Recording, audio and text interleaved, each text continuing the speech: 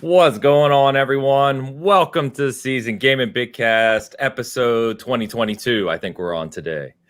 Nice. We are back. So it's gonna be a great episode. Imagine if that's where we actually were. Like, I'd be dead. I don't know, man. I'd be dead. Yeah, everybody gets one mistake for the new year. You never know. Could it be 22? Could it be 222? Who knows? So we are back, man. It's good to be back. That's probably the longest break we've taken, actually, about 3 weeks. Had a good break. Everyone chilling over the holidays. So I hope everyone had a nice, relaxing holiday as well. Hopefully everyone who watches is trying to stay COVID free. It's kind of a mess out there again right now. So I'm hoping you're taking care of yourselves. But I'm your host, Ainsley Bowden. This is Bitcast 185. And I am joined, as always, by my man on the right there, Mr. Tie Guy Travis, who, as of about half an hour ago, is starting a big argument on Twitter, which he just loves to do, apparently. That's right. Yeah, I am. Thank you. McClunky, glad to be here. Fun fact, if this was our 2022nd episode, we would have had been doing the show for 38 years, almost 39. Oh, there's So zero. Dan's no longer with us. No. Dan is no longer with us. If I make it Ains to is show probably only 220, we'll be all right. I have a cane, like knees are broken. Yeah, I'm starting to look like you too. It's great. I'm glad to be here. Also, I'll introduce our other regular below me here is Dan Rodriguez, also known as Tie Dye Dan. How you doing, buddy? Happy New Year. Yep. Hey guys, what is up? I'm super happy. I'm still alive, so yeah, that's how I rate my days. Yeah, I woke up this morning. Woo! Yeah, positivity. Like in the Knights of the Old Republic and BioShock throwbacks behind you. Well, dude, this thing is so badass. Like I remember when you got that. That's years ago now. Yeah, it's like a 3D kind of foil printed kind of thing this guy does, and it's amazing. Yeah, amazing. Man. Well, hopefully we get some BioShock news this year. But one of our favorite guests is back in the house. You know him well, Mr. NeoGameSpark himself. What's up, brother? Oh, what's going on, y'all? It is a pleasure to be back with my seasoned gaming brothers. 2022, first things first, Happy New Year to everybody watching. And like Ain said, I hope y'all are staying safe because this new variant is going out of control. But I gotta say, for the first week of 2022, I'm starting to notice a lot of good things. I mean, first thing first, a round of applause for Dan for that beautiful shirt. And I made this myself. Like, this is homemade stuff. Homemade. Oh my God. They don't call him Tie-Dye Dan for nothing. No, we had a whole thing, It's like, somebody got some tie-dye stuff for Christmas, and we were like, let's just do it. It really speaks to you, man. Some people, a shirt wears them, but you wear that shirt, my friend. That's how it is. Not only that, but Dan, he's got his whole gaming background going on. About time. It didn't look like we were in a Zoom meeting for work, so I'm happy to see that. But then something Christmas stuff. But then something else I noticed. I don't know how long it's going to last, but 2022 starting out on a weird note because it seems like Dan and I are agreeing more often than not. And it's a little weird to start out the year like that, but I just had to put it out there. What happened? It was like twice in 30 minutes. Literally twice in 30 minutes. So Dan, you want to catch him up to speed? Gosh, it was the you said something about the KOTOR remake, and it wanting like a Final Fantasy VII remake. The battle system. Yeah. And totally 100% agree with that. I think it would be amazing. What was the other thing? Because it was I don't remember stuff out of the blue. I have to dig through Twitter during the show. The other one I can't remember because it was so random. But yeah, we agreed twice in a row, and it was insane. Wow, that's scary, Neo. I'm telling you, right? You're going down a path I can't follow. Yeah, it's probably not. Yeah, it's probably going to end disastrously. Yeah, and eventually it'll be much more contentious, and we'll get to that point. So. Business as usual. You know what I'm here for. Hey, it's a new year, new start. Oh, it was the X. It was the X button. Whether it's X, whether it's X or cross. Do you guys call it the X button or the cross button? I call it the cross button because I like to make fun of how PlayStation uses shapes. I call it the X button, but they've officially said it is the cross button. So it is the cross button. You land on that. It is. Oh, the you know, Chromebook. well, and to that, before we draw out this intro any longer than we have, I recognize the council has made a decision, but given that it's a stupid decision, gotta censor myself. It is. I agree. I'm elected to ignore it. There we go. That's all I gotta say. What's Great going on, quote. people? Great Yeah. quote. Love it. Yes, sir. Yeah, it's the X button. Let's face facts. Good morning, everyone. Good to see all the regulars here. Thank you very much. You guys are coming out with the super chats like right out of the gate here. I know, man. Very generous 2022 beginning. Why don't we hit them up, Dan? Yep. All right, Mo, $5 super chat. Good morning, you beautiful bastards. You were gone too long. Good morning, chat. I told you that in confidence, Mo. Damn. Yeah. Thank you, brother. Appreciate it. Over to Tao. Tao, welcome back, crew. Neo in the house. Dan, where's that boyfriend dungeon stream? Sup, Travis? And give Ain some more fast gifts. Roll. Stay safe and healthy. Thank you, Tao. We're still waiting on that boyfriend dungeon stream, man. Tao's not going to let you in. Yeah. Maybe Tao that'll be continues to be my resolution. favorite viewer of the show. Always in here. Tao know what up. Tao know what up. Yeah, he knows what's up. He's pounding his fists about Dan playing boyfriend dungeon, about Ains embracing Fast and Furious, which he should love by all accounts and refuses to. So, we gotta. I don't know if y'all are ever gonna do this, but there's got to be like a seasoned gaming watch party going on for this year. Oh, for sure. We just got to sit Ains down and watch all the Fast and Furious movies. Straight you know up, what? bro. You know what? In all seriousness, if we did that with the community, like all the people that are always here and you guys, I would do that for real. Yes, nice. Sir. I love that. And we could get director's commentary. I'm not the director, but I feel like I am. I know so much about the movie, so that'd be great. You probably know more than the director at this point. I honestly, anyway, we can get into it. Moving on. And don't let them know about that 8-hour video essay you got. Don't worry, Travis, you got it. Yeah. Bad Boy Horror, £5 super chat. Thank you, sir. Oh, and everyone, spare a thought for Spooky Sprocket, everyone. Fellow gamer, currently in a coma. Yeah, I saw that after a blow to the head. Yeah, man. Mm-hmm. Whoa. Yeah. So thank you guys for the super chats. Yeah. Really, really appreciate it. And yeah, good call out, Fat Boy. So yeah, if you don't know Spooky Sprocket, good guy in the community. And he was engaged to be married to Trinity Warrior, another good person in the community who's a big streamer. And something just tragic happened.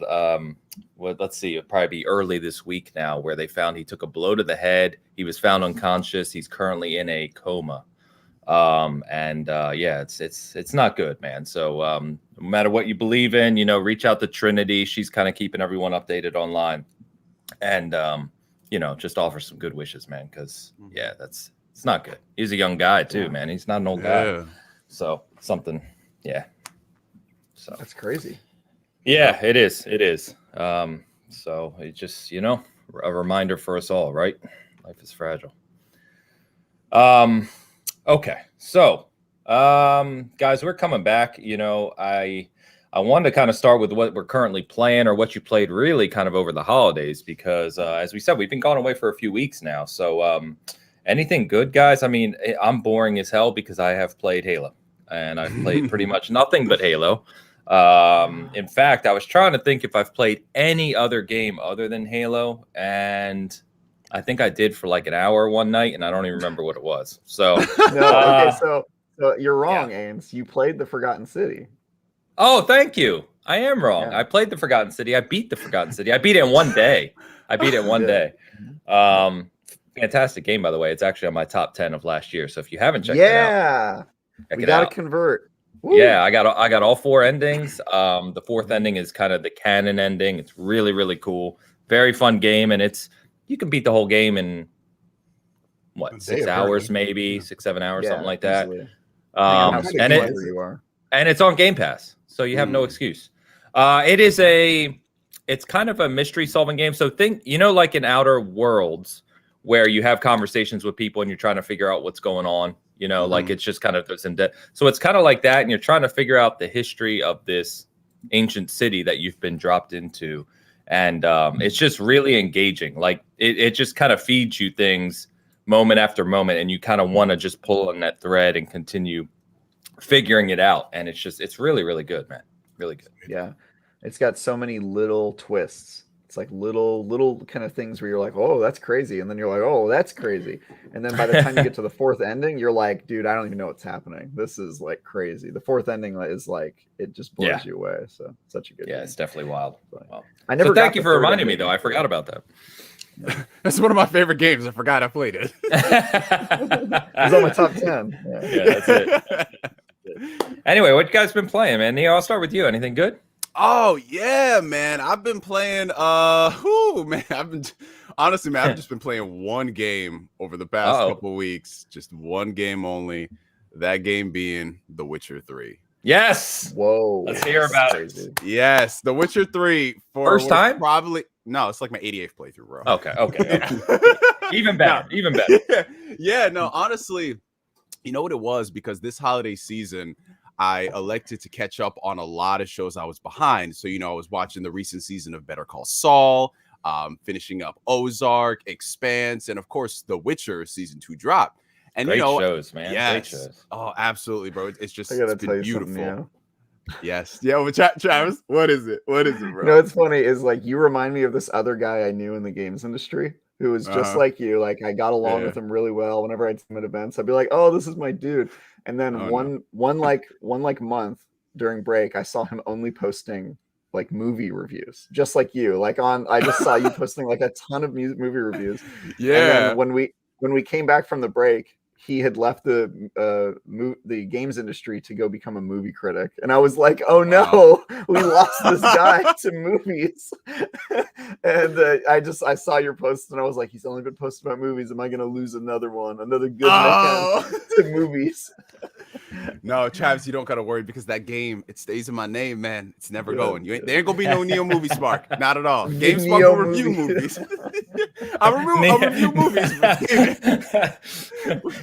We ain't getting no type of like sub channels in this, but no, Travis, always gaming, brother. Always gaming. Because The Witcher season 2, just because of the way, I don't want to get too much in spoilers, but the way they handled that season, they took a lot of liberties from the games, right? So they made the combat more like the games. And I'm like, man, I want to play The Witcher 3 again. So, I just booted it up just to, let's see how far I get. I might not play through the whole game because, with the expansions and everything, that's easily over 100+ hours.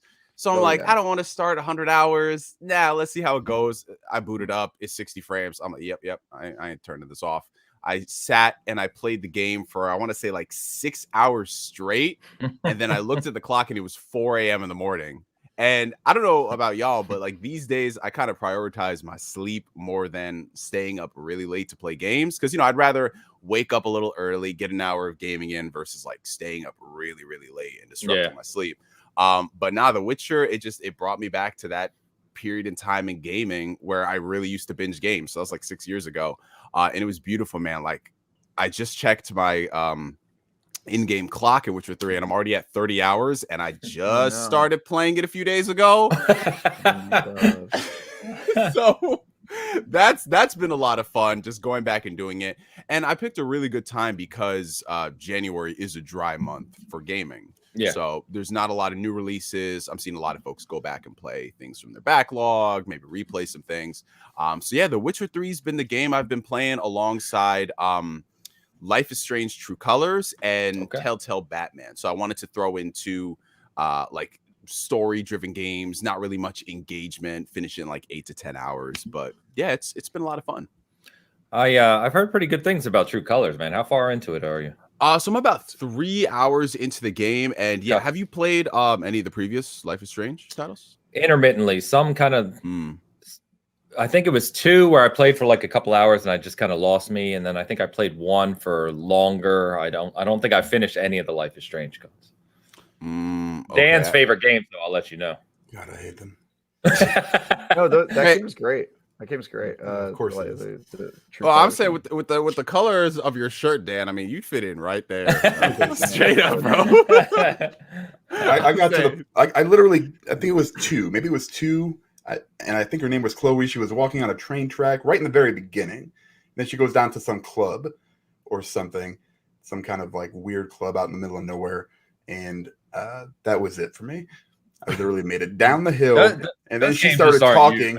I was just like, I don't want to hear another word come out of your mouth because I will want to punch you in the face. Wow. So that was all I could do. Wow, this is aggressive. Yeah, the I'm thing just is, saying. I can understand why some folks don't like the Life is Strange games, especially the earlier titles. The writing is very, like, I don't know, like I felt the generational gap. You know what I'm saying? Like, I'm like, 100%. are these how kids talk nowadays? So Like, you can imagine Dan. Yeah, straight up. It was so weird. But the one thing I do love about True Colors is that the writing is vastly improved. And Okay. if you have never played any of the Life is Strange games, I recommend playing this one right here just to give it a shot because it's the most technically polished. It has the best acting in all the games, the better writing. And like I said, I'm still 3 hours in, so we'll see what happens as the story progresses, if it lives up to all those expectations. But yeah, you know, just a lot of cinematic games just to, you know, tide myself over before, you know, the onslaught begins. Yeah, I got you. Yeah, we'll talk about that a little bit later too, because we are about to get hit with all kinds of crazy games, which is fantastic. But Travis, what you been up to, man? Yeah, well, first, definitely want to bump Neo's recommendation of True Colors. That game really surprised me.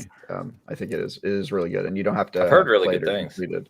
Yeah, you don't have to have played or completed the other ones to get through it. But yeah, I played a ton of games over the break. That's basically how I spent my entire holiday. I don't really do family stuff, so I was able to just sort of catch up on my backlog, and I completed my goal of playing every game that was nominated at the Game Awards.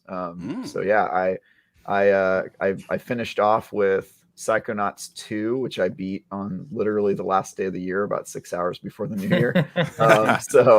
Yeah, and I actually ended up going back and doing Psychonauts 1 as well. I did a 100% run on that as well via backwards compatibility. Surprised how well that game has aged. I know it has gotten facelifts because of I was playing it on the Series S, and it you know has been up-res and all that stuff. But yeah, I was surprised by how good it was, and also how little they changed in Psychonauts 2. Like if you play Psychonauts 1 and then you jump into 2, it's like, wow, they didn't change anything. Like this formula apparently held up super well because yeah, you're still collecting figments and all that stuff. I was just really surprised by it, but yeah, it was a great game. And then in the new year, I've sort of just been playing a whole bunch of stuff. I went back and beat all the Halo games, which I saw you like going through them. Yeah, I went through all of them. Now I'm on Halo Wars 2. So yeah, I'm like literally doing all of them. Just because I played through Halo Infinite. I actually didn't get as much time as I wanted with Halo Infinite. Like I expected my break would be like a lot of that, but I ended up catching up on my backlog. But I'm pretty much 100% caught up on my backlog now. I'm feeling pretty good about it. And then in the new year, I already have my first 3 reviews for IGN, which is pretty great. There we go. Can you talk about yeah, I can talk about all of them. I'm reviewing a sequel to a Neo Geo game that came out in 1994 called Windjammers. Windjammers 2. Okay. So Windjammers 2, which is made by a French development company that's really big fans of the original, and 2 is incredibly what do you call it, dedicated to replicating kind of the original feel and all that stuff. But yeah, it's good. That review will be up on January 20th, and then on February 10th I'll have my review of Crossfire X, which I'm reviewing. Should be pretty fun. And then on February 22nd I will be reviewing Destiny 2 The Witch Queen. Nice. Yeah, I've got my reviews lined up for me. Yeah, so that's a big one, man, for IGN. Yes, sir. Yeah, this is my third review for Destiny. I basically do all the Destiny reviews now since Destin Legary, the guy who previously did it, hates reviewing games. He hates it. So yeah. So it's a good thing, good timing this morning that you're pissing off all the Destiny community. Yeah, so nice. It's strategic. I gotta get that hate ball rolling. So they're not surprised by my review when I give Destiny yet again a 7, which has been kind of my history. Dan approves. Right there. You see, the thing about Travis is that he lives by a philosophy. He can take the beating, he can take the hate. He does it for the culture to make Destiny gaming great. That's it right there, bro. Oh man, that's cool though, man. That's awesome. Yeah, Windjammers, being this old Neo Geo guy, Windjammers was a big game for the Neo Geo community. It was a lot of fun too. So it's a great I'm curious game. to see how So it is. Didn't they just re-release the first one like a while back? Yeah, did, I have a limited run games physical version of it with a frisbee and everything. It's hanging up on the wall. Yeah, so that I was 5 when that game came out. When James won. You always have to remind us that we're old. We know we're old. Yeah, okay, all right. Well, I'm just letting you know. So I understandably missed that game. Wasn't really on my list. And so I actually went back and played Windjammers 1 before doing the review. I bought it on the Switch and I played through all the stuff, and I was like, this game holds up. I'm really surprised how much fun it is. It's like a Pong reimagined as a fighting game. So and the sequel definitely kicks it up a notch and adds modern fighting mechanics to it while keeping kind of the ultra balance that it's got going. So it's been really impressive so far. That's cool. Yeah, and just a note too, believe me, all of us missed Neo Geo games when we were younger because no one could afford them. They're way too expensive. Neo Geo was that one where you'd find the one game store in your town out of 20 that had a Neo Geo behind the counter, and you would just go in there and stare at it and wish your parents were rich. That's what Neo Geo was. No one had one. Anyway, that's crazy. Joe or Dan, what's happening, man? Anything good? So I kind of fell into Neo's trap as soon as The Witcher season 2 was over. You guys agreeing again? Yes, I wrote 3 for 3. 3 for 3. Whoa, I can't do this. This is nuts. Travis, this is alarming. This is either going to be the best year of our lives or the worst year of our lives. It's a yes. Yes. I'm putting my money on NeoGameSpark. So here we go. live from the premiere of Doctor Strange and the Multiverse of Madness. I only made it 15 hours. And then I had to stop because I was like, okay, we got the big update coming next year at some point. I could easily do another 300 hours into this game, not even think about it. And I was playing at the time Tales of Arise, and I was like, gosh, I really want to play this game. And it starts off a little slow, but man, once it gets rolling, man, that game Arise it jumped. Yeah, Arise. Okay. So I kind of put The Witcher down for a little bit, went back to Tales of Arise. I've been playing that pretty much constantly. But then my problem becomes, well, I own all these games, but I don't own them on all systems, so I really should. So then the holiday sale comes out and it's 75% off. Oh, I can get Star Wars Jedi on PS5 for $10. Yeah, I'll get that. And then I play through that whole thing. I don't know. I had a similar problem like that when the first BioShock came out. I bought it and I loved it on 360. Then I heard it was coming out on PS3 with bonus content. Well, it's been a year. I'll play BioShock again. Then I got a gaming PC 2 years later. I want to see what BioShock is like at 60 frames. Then the remaster collection comes out. You know what? 3 games, $40. Oh, man, come on. BioShock, you can't blame you though. BioShock is legendary. BioShock is so good. Yep. Yeah, there's games like that, and I'm never gonna pay full price. But then I bought. What else did I buy? Twice. Cyberpunk. I bought Cyberpunk on there. All right, we've peaked. We've peaked with 3 for 3. Now it's back to normal. Here's the thing. I mean, I have my issues with that game. I have never the difference between the two, because I always like seeing what the actual difference is with my own eyes. Yeah, there were 7 pedestrians in the entirety of Night City on the PS5 version. 7. You might. Yeah, they said it's a big difference. Isn't it? 7.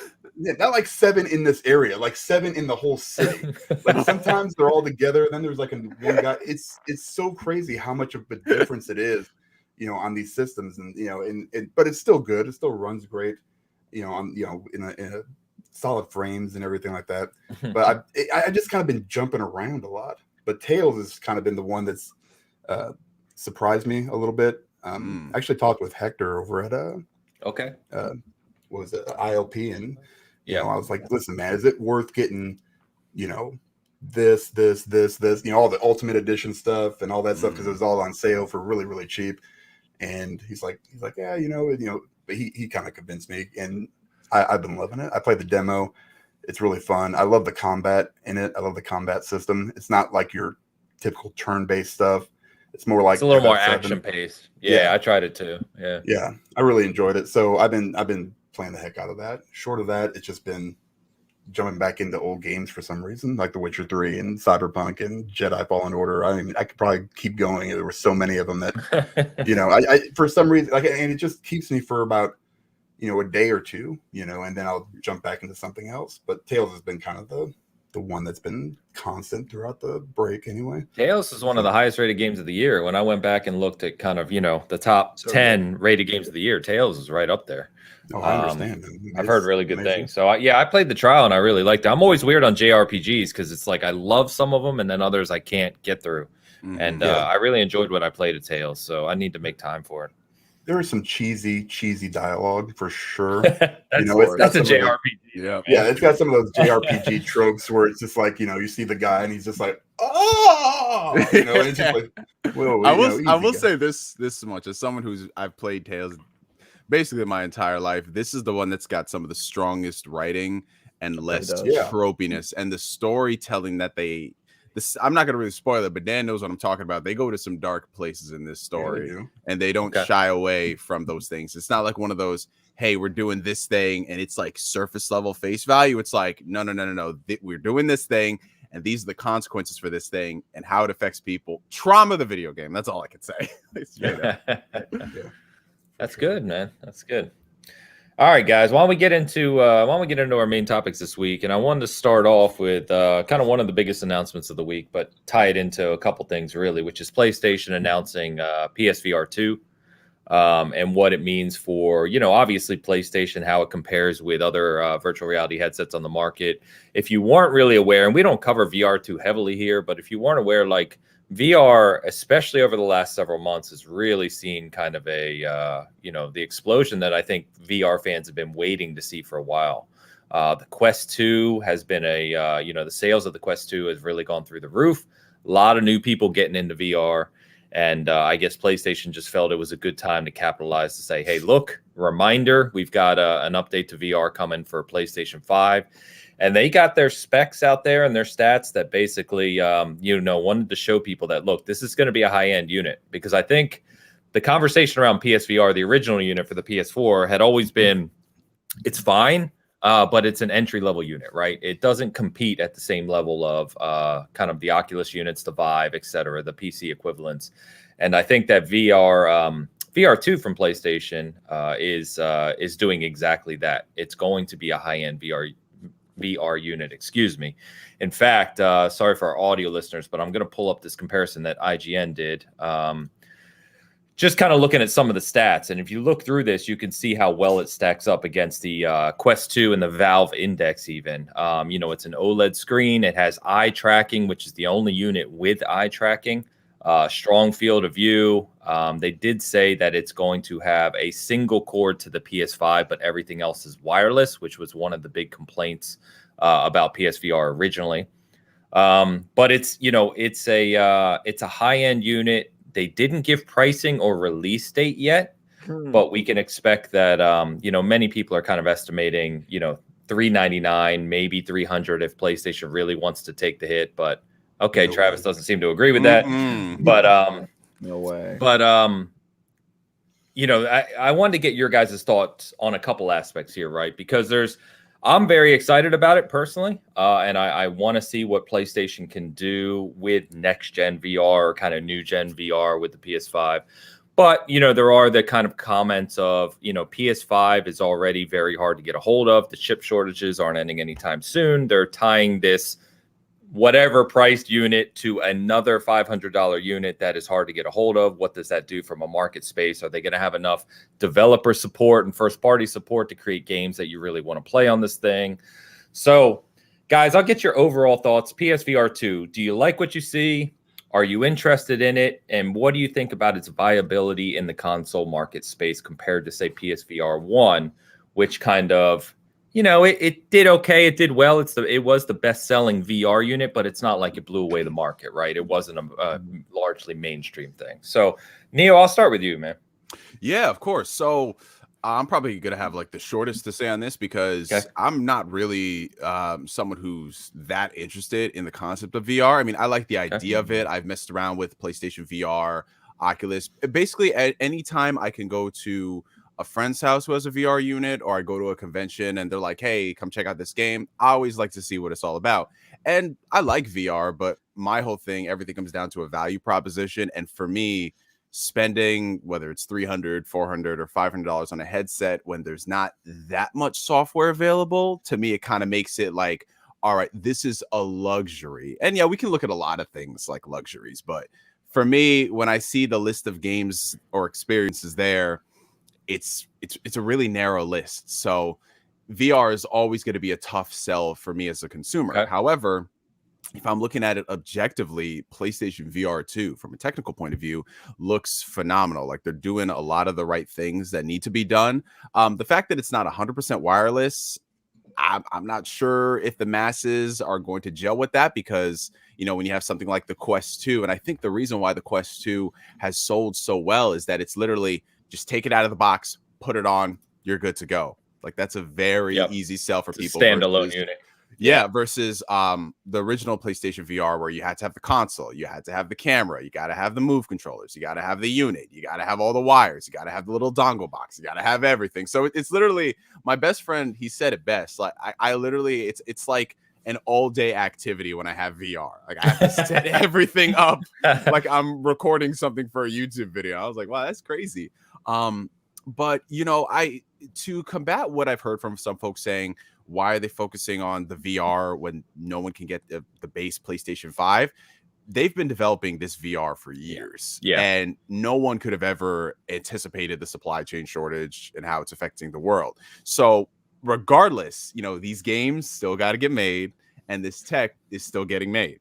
So even though there's limitations, they're going to do what they can with the limitations. And, you know, for a console like the PlayStation 5 that has not been available to the masses, like you can go into Walmart and buy it, it's still charting and it's still breaking the records. So I think the people will show up for it if they're interested in it. Pricing wise, I'm going to be really interested to see, because I think one of the benefits of having something like the Quest 2 be at that sweet spot of $299 is that it made it very palpable, whether it's someone who just wants to buy it for, you know, shits and giggles, or somebody who's like, oh, you know, $299, that's not bad. Like, I'm sure you guys know a couple people who bought a Series S just because it was $299. Like, well, that's cheap. Yeah, go ahead. I'll keep it in the living room. But knowing PlayStation, optimistically, I want to say 400, but I would not be surprised if this thing is 500 bones. Like, easily, man, easily. Yeah, but yeah, I mean, the tech is up there. Yeah. It, like, when you look at everything, you don't even have to know much about the technology to know, oh, they're doing this and eye tracking. Wait, the only thing with eye tracking? Wow. Okay. All that stuff. But yeah, I mean, it's just one of their initiatives. They want to focus on a new medium in gaming, that being VR, and it's starting to tick up. A lot of people are getting interested in it. I'll be on board when we start getting really compelling software and not just, hey, this is a cool experience. You know what I'm saying? Exactly. It's already here, guys. So we've got you touched on a lot of things there, and we've got a lot of comments around some of the conversations I've been having offline too on this. So touch on the technology, because you know, you commented on it, and I know Matt did here. The processing power between the Quest 2 and PSVR2 should be enormous. And yeah, the PSVR2, I think people aren't understanding just how advanced this thing is based on what Sony showed at CES, right? I mean, this is going to be a premier VR unit. And to your guys' point around price, that starts to factor in eye tracking, OLED, you know, the processing power, the, you know, everything that goes into it, the haptic, right? They developed the haptic for the DualSense in parallel to what's going to be developed for the PSVR2. So there's, you know, you get that sensation, and it's unique to the platform. All of that, it costs money, right? Obviously, substantial money to develop, and that's translating down to the unit. But you know, I think the conversation, which I know Mo touched on right here, 500 is suicide. And you know, so I see Travis, and I'm going to get to you, Travis, but I think we have this conversation about consoles all the time, right? Mm-hmm. It was a console can't sell at 500 or 600, what have you. We obviously know from PS5 and Series X, that's not necessarily true nowadays. But when you're talking about a $500 investment for the PS5, if they come out at $499 for this PSVR2, now you're talking about $1,000 investment. Not that the tech isn't worth it, and not that I wouldn't buy it. I'd still buy it. But we're talking about from a mass market adoption, right? Can can Sony release a $500 headset that has to go with a $500 console that's hard to get a hold of and expect to have enough units on the market to support first party development solely for that unit? I think that's the question that people are concerned about, which is why I think people are saying they got to hit $399, even if it's a loss, because you got to get people in the door with the unit. So Travis, you've been making some faces. I think you have some disagreements here on the pricing, but I want to hear your thoughts on just on everything that we said, right? Not just the pricing, but the unit itself. Well, first, I will just want to say that I was like Neo about 18 months ago, where I was just sort of like, I like the idea of VR, but everything I played felt like a tech demo and I just wasn't sold on it. And my entire perspective shifted when I finally bought the Valve Index, the Rolls Royce of the VR headsets, right? Like, it's a beast. For now. And I invested in a like a $3,000 gaming PC because I was redoing my PC for work, right? For games reviews and all that. And I played Half-Life Alyx. Right. And if you play that Half-Life Alyx, it's not just a good VR game. It is a incredible video game, period. And if you play that game, it will convert you. Like, I was just like, okay, now I know VR can be good. Now it's just a matter of waiting for the entire games industry to catch up to what that game did, because nothing has touched it since, right? And I think, and I've heard that from a lot of people. Yeah. A lot of people said like, it's good. It seems like it's a really good game, but for me, it's like, all right, Half-Life VR.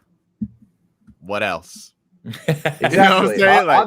Like, but here's the thing: all you need to do is show that it can work one time, and I think that game will become a model for other developers for VR. And I think the reason it wasn't happening until that point is because the only thing that had been successful were the Beat Sabers, were the tech demos, were your Batman and that sort of stuff. And I think that Half-Life showed that you can do a story, you can do a full game with upgrading RPG mechanics, with incredible combat, all that stuff. It did all of it right. Like, that game is a 10 out of 10 in my book. Like, and in fact, my editor in chief, Dan Stapleton, gave it a 10 out of 10 when he reviewed it for IGN. So that game is like incredible. So I became a believer and I just started buying up headsets. I've got the Oculus Quest. I sort of just started buying up headsets. Started buying up headsets. Yeah, I have 3 VR headsets, and then I borrow the PlayStation VR, which is the only one I don't own. But yeah, I sort of got really into it because of that. I was like, all right, well, it's here. Let's go and see it out there. And obviously nothing is at the level of Half-Life Alyx. Like, that's sort of it. But I think that game is sort of the beginning of people being like, okay, look at that. Like, they did it. Now chase it. And I think you're going to start to get like really, really unmissable experiences on these headsets. Yeah. Now, that's the template, right? Now you have something to aim at. That's the template. Exactly. But that sort of has always been the model, right? Like, one person makes a game and you're like Halo, the first shooter on a console, and it opens the floodgates, right? And it's sort of I think that really what's happening. It's just that the development cycle on VR games is really long, and Half-Life Alyx only came out 2 years ago. So it's already been 2 years. Yeah, it's been 2 years. Yeah, it came out in 2019. Yeah, 2019 Game of the Year. But that's about to be. Wait, when in 2019? Because that's about to be 3 years. It's at the end of the year. End of the year. Okay, I'm about to say, what? Wow. Yeah. But yeah, that was like a lot of outlets as Game of the Year. And I think the only reason it wasn't universally Game of the Year in 2019 was because no one could afford it. Because you do need a multiple $1,000 PC. And where I disagree with you guys on the headset is the Steam VR, the Valve Index, is $1,000. Yep. It is a $1,000 headset, right?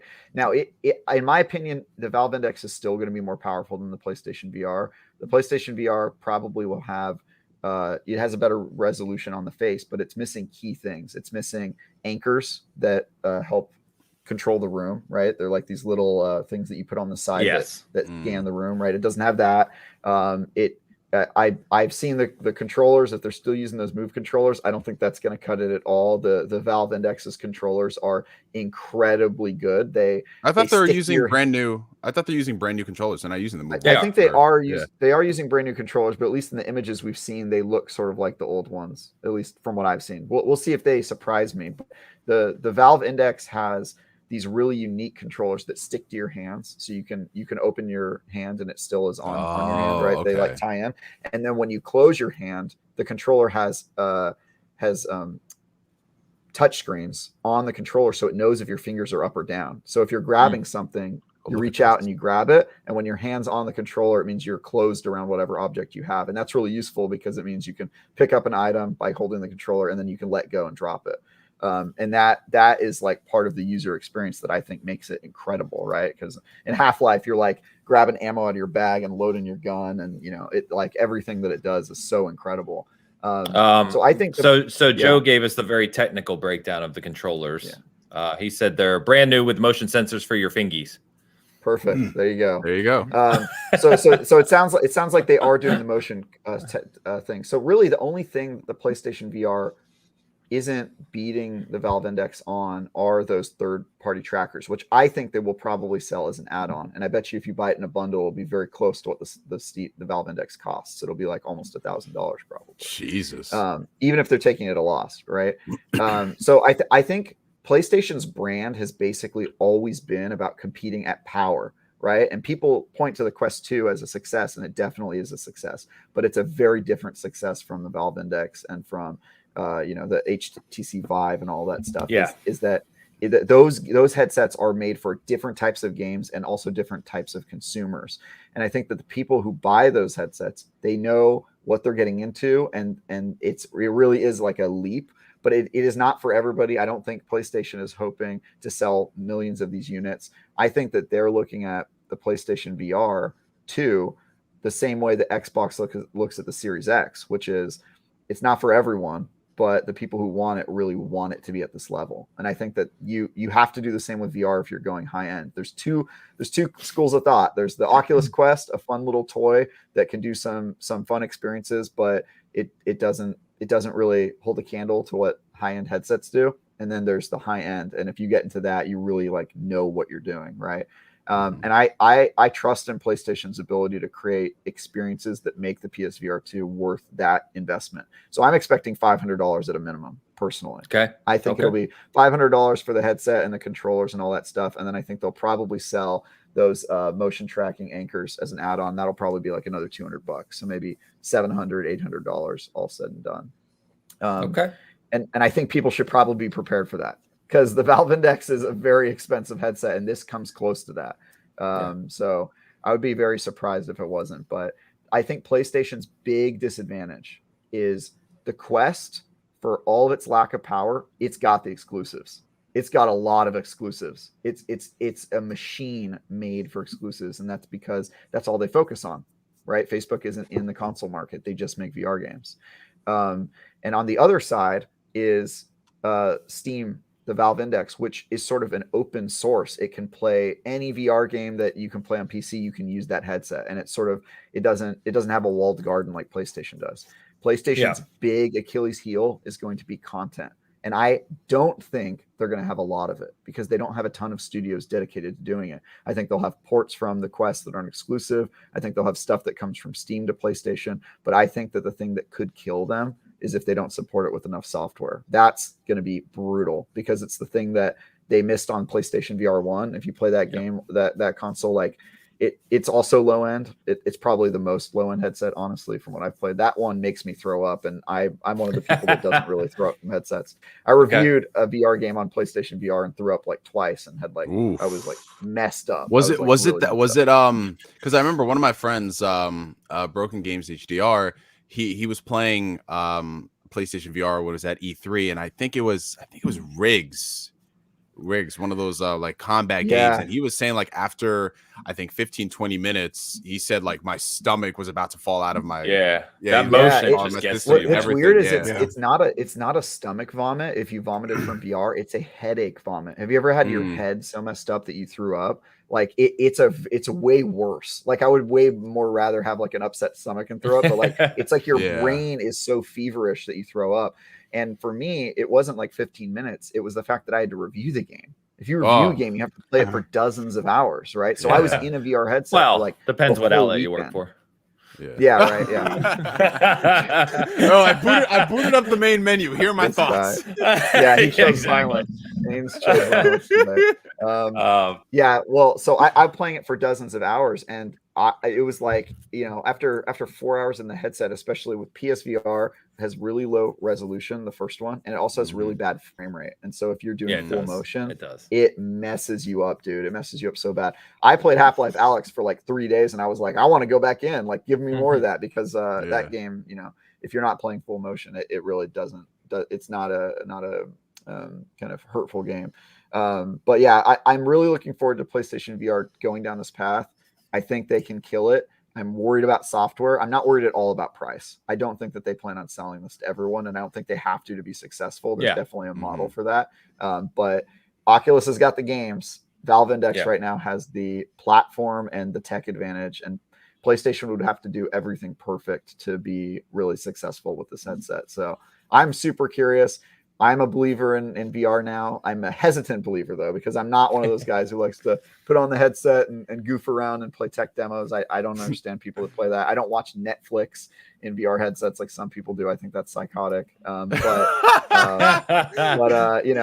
I really appreciate it as an art form now, and I realize it can produce good games. And so I'm really interested in this Horizon experience and stuff. Anyway, I talk forever, but I have a lot of opinions about VR. You sure did. Yeah, so.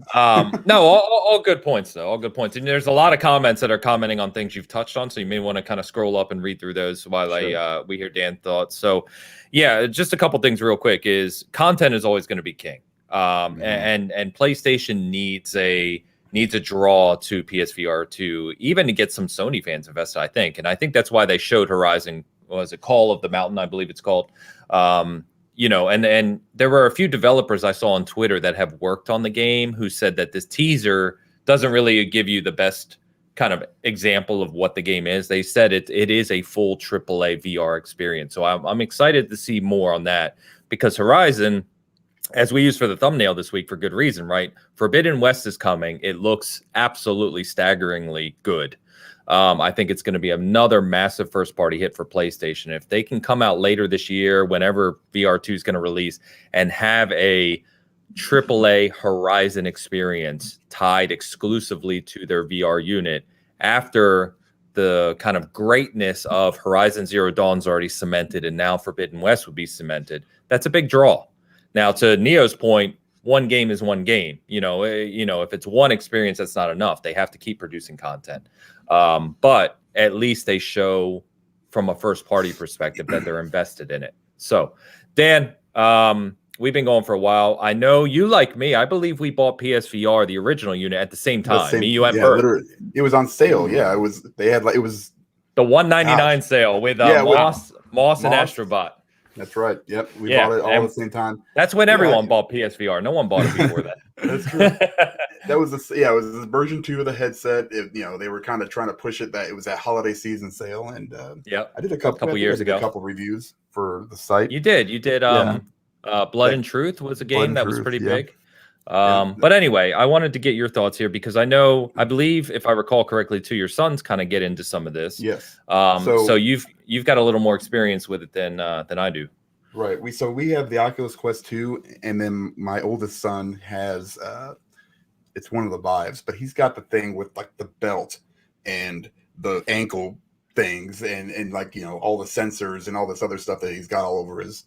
I can't remember which one it was, but he plays it all the time. I mean, but it's more of a social thing for him, and a lot of his friends have it, and so they kind of get into these, certain games that I guess there's more of a social aspect. I don't really understand it. The Oculus, on the other hand, that one, I played Half-Life Alyx, and I think with the Quest, it's wireless. And when we first got it, the Quest 2, I was like, this is, there's not any games here. I mean, there's some, but they're not like, there weren't a ton. You really have to have, a PC, I think, and connected through there, because we went through that. That was kind of a whole debacle. I was so confused on how that whole thing worked.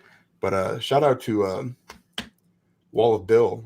He actually Bill Stillwell. Yeah, he was gracious enough to talk to me through it all, and we got everything lined out. And that's once awesome. We did, Steam. We hooked it up to Steam VR, and we just had access to pretty much everything, and it was It was fantastic. Played Half-Life Alyx. Agree with Travis. Hard agree. The game, it will change your mind about VR, but at the same time, that's game one of hopefully many more like it. Right. But then for me, it kind of got silly because I started getting into like the sword and sorcery game, which is just ridiculous. And it's just you go around, you just fight people. There's nothing to it, but then they started, they started adding like Star Wars mods to it. And, you can have like a lightsaber and you can like, choke people out with, like with your hand. There's a lot of potential for VR, I think. And I don't know, to Travis's point, if the software part of the equation is going to come together, at least right off the bat. I think maybe down the road you might be in better shape, but it's going to be, it needs a lot of third-party support. It's just going to, and if I'm assuming Sony's got some of that stuff already in the works. They do have a couple studios. They said that they have are a couple, working on VR, and I forget who it was now. It's someone on Twitter who's kind of an insider, for lack of a better word, but who's reliable. And he said, last I heard, they had secured last year an agreement in principle to bring Half-Life Alyx to PSVR2, which I think the conversation we're having here and I hear everywhere is they need a game like Half-Life Alyx on PSVR2, and that's the game to draw people in who may not have played it on the PC side. So, if they could do that, that'd be huge. It all depends on, for me, I actually got rid of, after we got the Oculus, I got rid of my PSVR. I was just like, it literally does nothing. I'll sell it to somebody who can maybe enjoy it, give it to one of my friends for a hellacious discount. Now I have a whole bunch of software digitally that I can't use, but that's fine. That's nothing unusual for me. So I'm interested for sure, but a lot of it's going to come down to the games. The last PSVR game I played was actually Hitman 3, and it was a humongous disappointment for me. I remember you saying that. Yeah. It was just so not good. Because you got such a good game. They did such a great job. It just almost felt like tacked on, and and they, from a content perspective, it's like, oh man, they did almost every game. You can go through and do the whole thing, but it just doesn't feel right, especially when you play on a higher end headset. And it's just, once you're here, it's hard to go back. Sure, it's the same thing as it's the same thing as that. Like, I can't play a game at 30 frames anymore. Just can't do it. It's always going to be 60, or I'm not even going to play it. There goes my backlog, pretty much. But I'm interested. Hopefully they support it. That's going to be the biggest thing for me. Of course. I'll see what's up. The question I was going to ask you guys, and Travis kind of commented on it too, is part of what I've heard about the draw to VR from some others that I've talked to on this is non-gaming stuff. And I know someone in the comments mentioned it too, which is like, I believe it was, it might have been Oculus, I don't remember, but like, okay, you want to watch, say you're watching a basketball game, you can watch the game in VR as if you're sitting courtside. You know what I mean? Or you can watch movies, with your friends kind of next to you, or you can, these kind of social experiences where you can interact with other entertainment through VR. You can play, it's not really a video game, but you can play poker in VR with your friends, right? And you can play card games or these types of things. So do you guys feel that's a big draw would it be a draw to you? And do you feel it's a big draw for VR, or are we purely at a spot where it's like, no, you got to give me the game content. This other entertainment doesn't interest me. Yeah. So I think it's kind of, I mean, that's what I was saying. That's all, that's most of what he does in VR.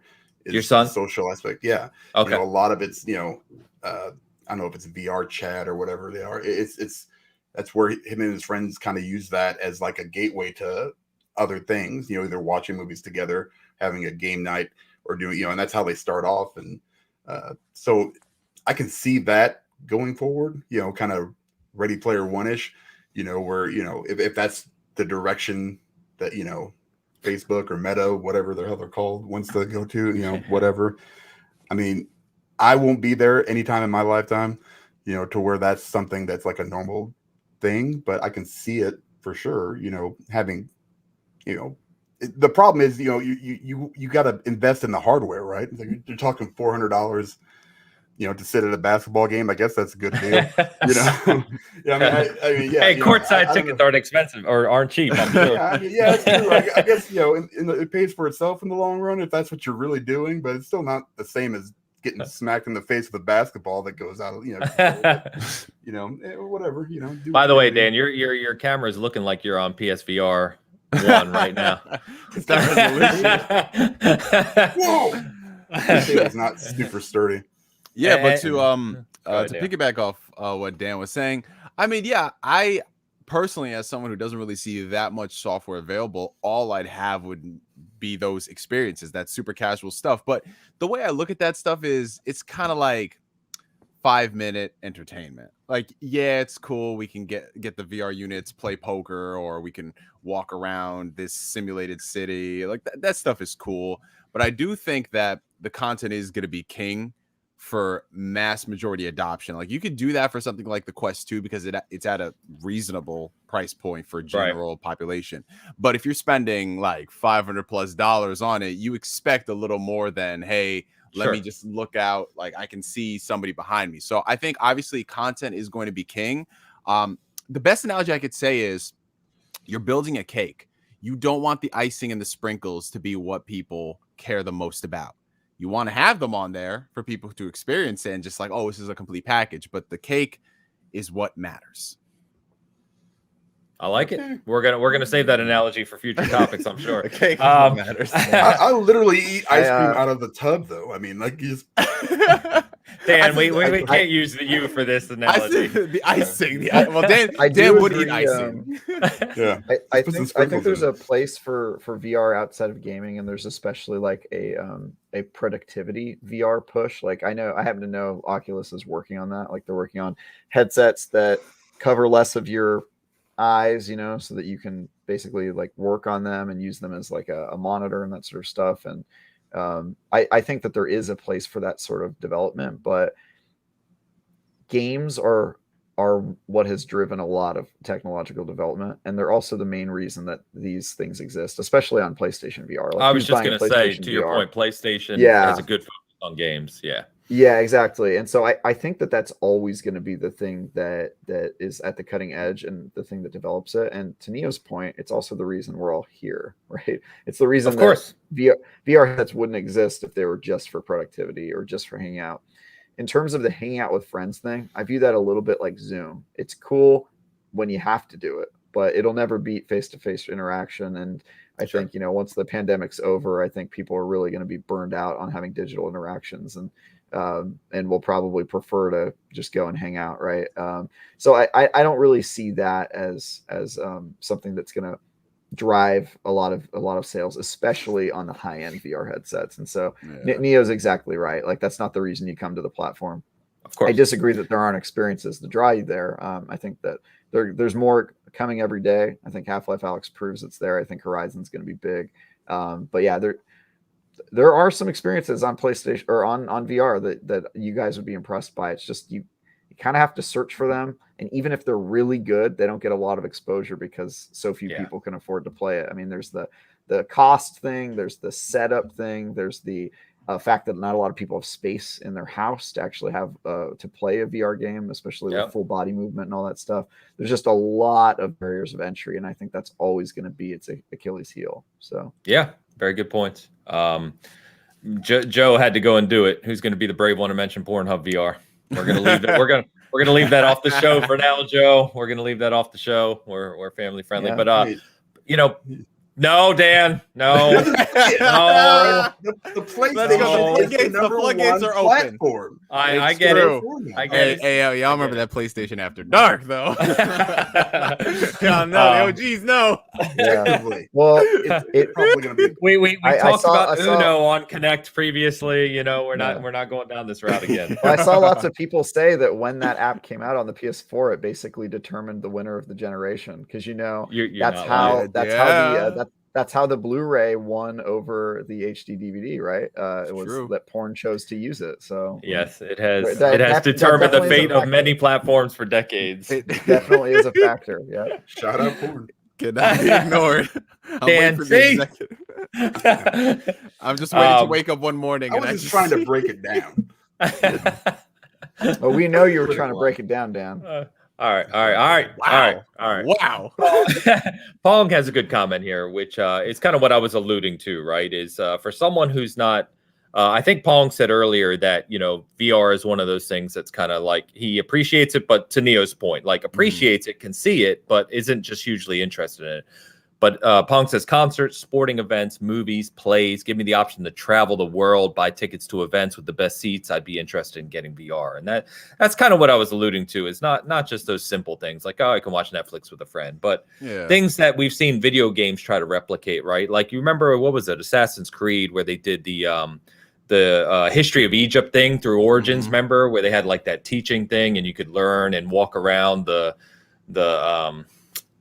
pyramids and learn about, Tutankhamun and all these things. So being able to do that in kind of a first person perspective through VR, like you're there, could be just another type of experience that draws people in. Yeah. So again, to your guys' point, I don't think it's a selling point, especially for a dedicated unit that's expensive, requires a PS5, but still, Or you could just be like, you just got to do the hashtag Get Like Travis challenge. Collect them like the Infinity Stones. That's it, bro. He's just putting one on after another. Like, I just want to say, I'm an exception. I have to do it for work. I have to have all the. It's a tax write-off. It's a tax write-off. I'm not gonna lie. That is a benefit. That is a benefit of things being a tax write-off. No doubt. That's right. All right, guys. So I think we've covered. We spent a lot of time on PS VR2. So we don't have a price. We don't have a release date. When we do, we'll come back and revisit this topic, of course. But why don't we move on to some core gaming? We've got some good things that came out this week, and I want to start with one of our favorite developers, or maybe not Dan's, but for Travis and I, Neo. I don't know where you stand, but that's From Software. Elden Ring is one of the king titles that's coming out in this first quarter, and don't want to talk about Elden Ring right now, but instead is that it was released yesterday by someone on Reset Era, which is a forum I don't like to promote, but they basically received a survey from Software directly about Armored Core, and it had details of what the next Armored Core is going to be, along with reportedly 2 30-second teaser clips that have, as far as I've seen or found, I haven't searched too deeply, but haven't been shared online. But there are details on our site from the survey and screenshots of the survey talking about Armored Core being their next game, and Miyazaki being directly involved with the game. So Elden Ring releases here next month, which we'll touch on shortly, but Armored Core and From Software revisiting it. This was a big franchise for years, but the last mainline entry hasn't been out since 2012 with Armored Core 5. So I know there's this kind of core community of Armored Core fans that are really excited about this. There's other people who are saying, forget the mech stuff, stick to Souls, Bloodborne, Sekiro type stuff. Where do you guys stand on this, man? You have any excitement for Armored Core coming back? Hell yeah. Do it. Hardest FromSoft game, by the way, is the Armored Core games. Some of those are really challenging. I admittedly am not very experienced with them. I've played maybe 2 of them. I don't think I've ever finished one of them, so I'm pretty naive to Armored Core, to be honest. Yeah. Well, I mean, they're cool, and I honestly think the last thing that From Software should do, a company that revolutionized the JRPG, if you want to call it that, I would say it probably qualifies. If the company that revolutionized that category of games is to just keep doing that forever. I really don't like when companies do that. And I don't think it's in From Software's DNA, honestly, to keep doing the same thing. So I think they've found small ways to innovate within their existing formula based on massive success and massive demand from the fans for them to do so and keep going that direction. But I think that their next huge game after Elden Ring has to be something that we're not expecting at all. So I'm good. Great. I think they should continue to innovate and try some new stuff. And Armored Core is awesome. Some of their hardest games ever. So I think FromSoft fans definitely won't be disappointed in that regard.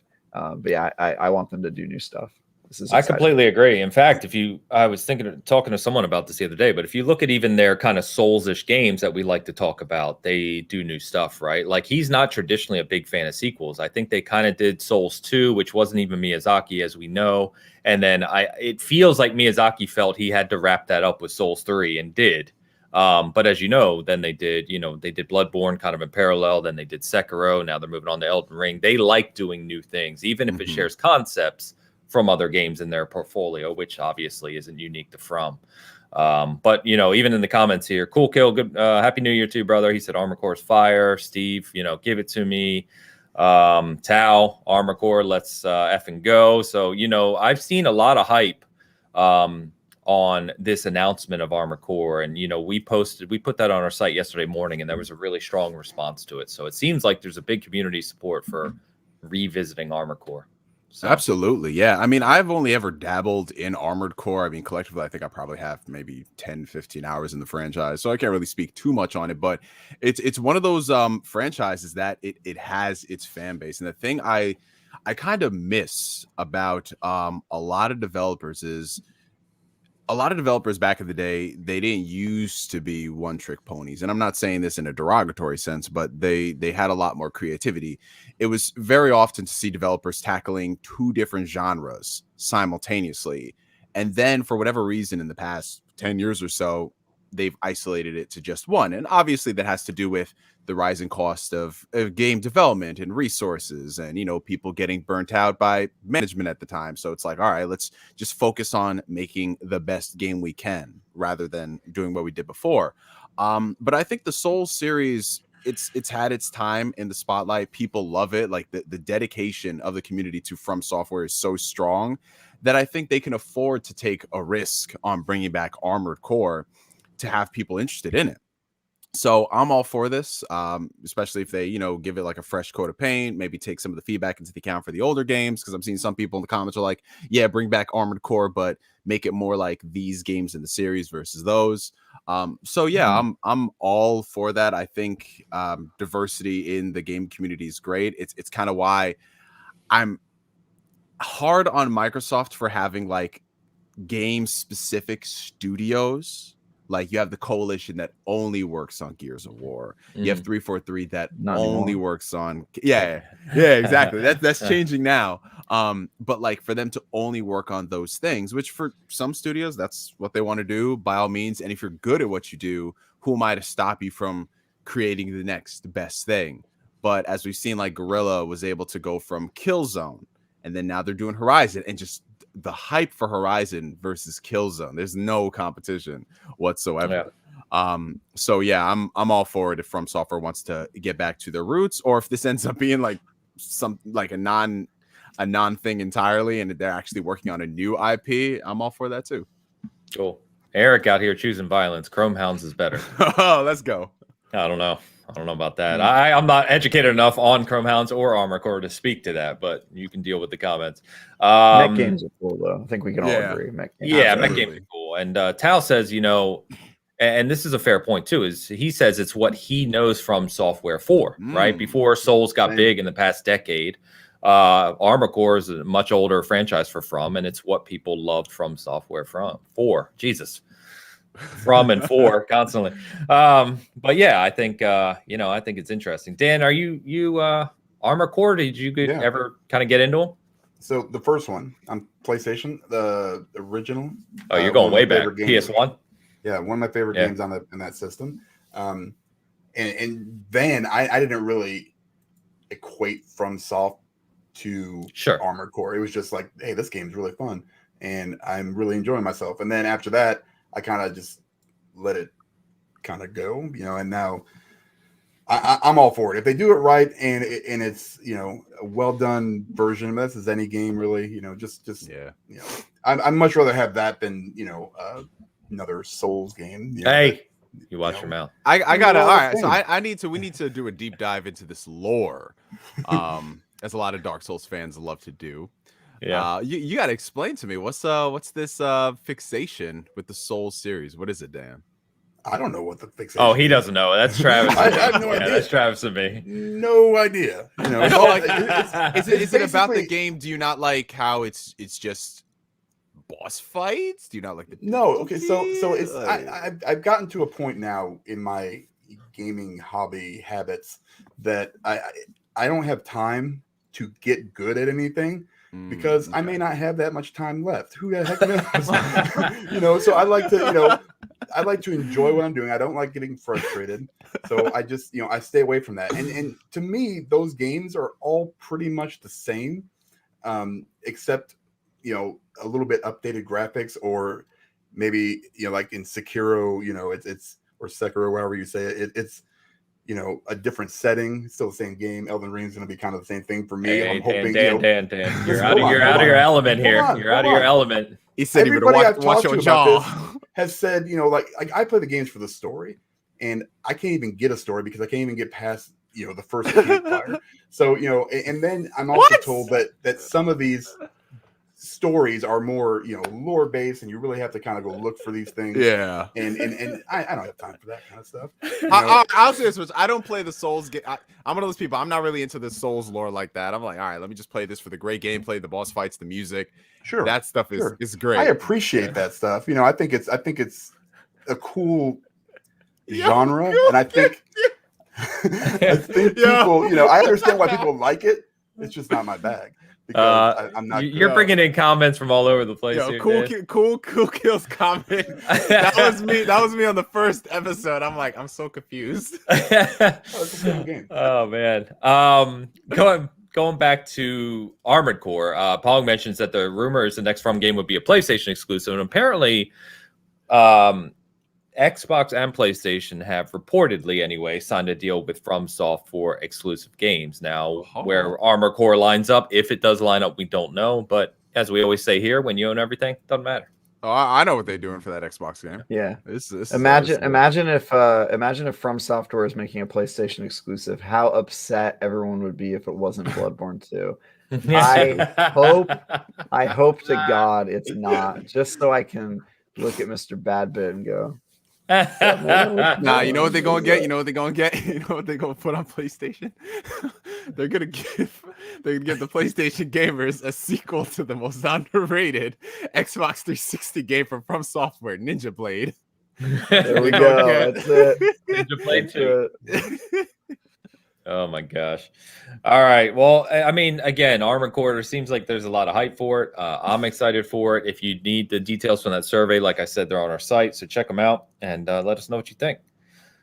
Moving on to another beloved title is we got reports this week that Last of Us remake, the first game, the third, not the remaster, but the remake for PlayStation 5 is nearing completion by Naughty Dog, could potentially release this year. This apparently lines up with several sources, throughout the industry. VGC originally reported this, I believe.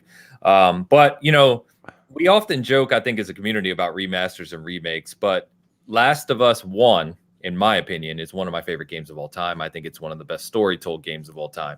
And I don't even care. You can remake this game every generation. I'm going to buy it. You can Skyrim the hell out of this game. I'm buying it day one. I'm going to play it again as soon as it releases. Bring it on. Bring it on. Travis doesn't agree. That's fine. Well, you don't like The Last of Us? Cringy to me. I'm so cringed by how obsessed they are with The Last of Us. It does. I will agree there. It does feel like they need to be moving on.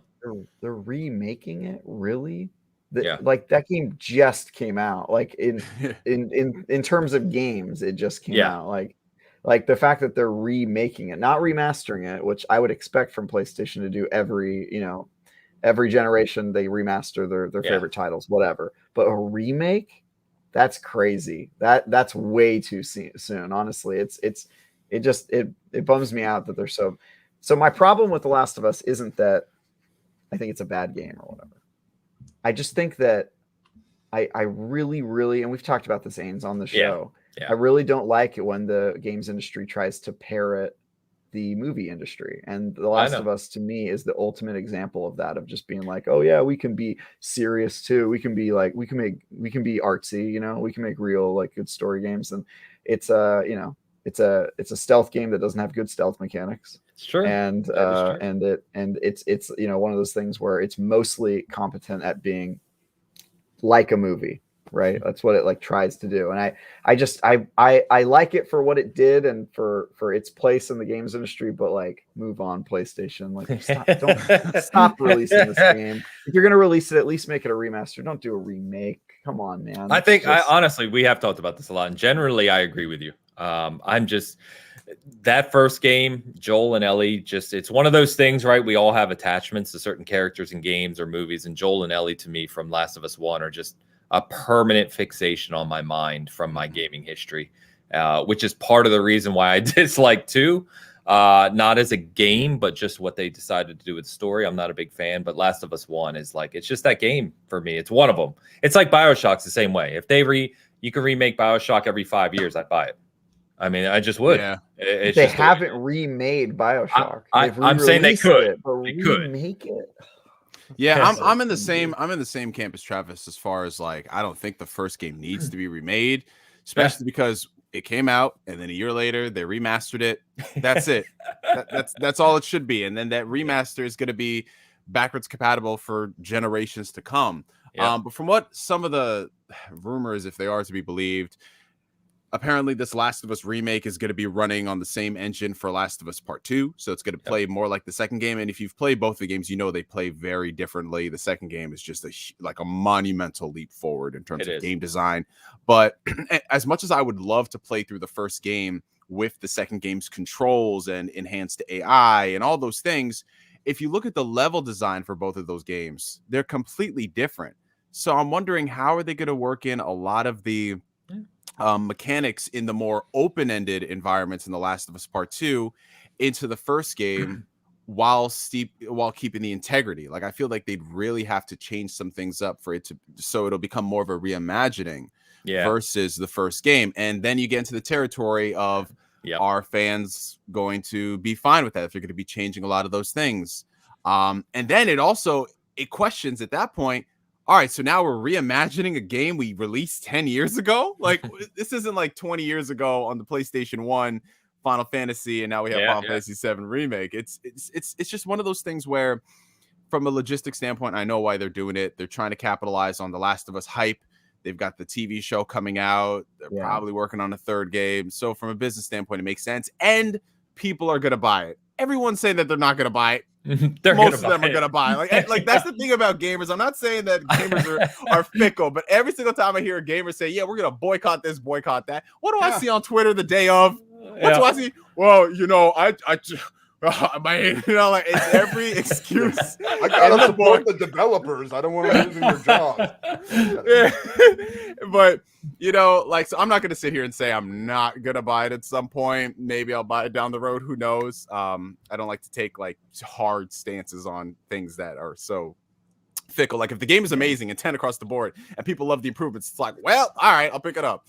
It's just you think about, but I just can't escape. This could have gone to something else. This could have gone to a new IP. And you know what else bothers me, Neo, is that what's up? It's not like it's different people reimagining the game. It's the same studio reimagining their own game that they made not that long ago. That's crazy to me. Like they say something about having extra story beats and adding some stuff to it that maybe that was cut. That's to Neo's points. That's kind of rumored. They haven't confirmed that I recall anyway. Yeah. Oh, I don't know. Like, what are they going to do? Are they going to try to like narratively tie it into The Last of Us Part 2? I swear to God, if we see like a cameo of Abby or someone from Part 2, I'll be like, man.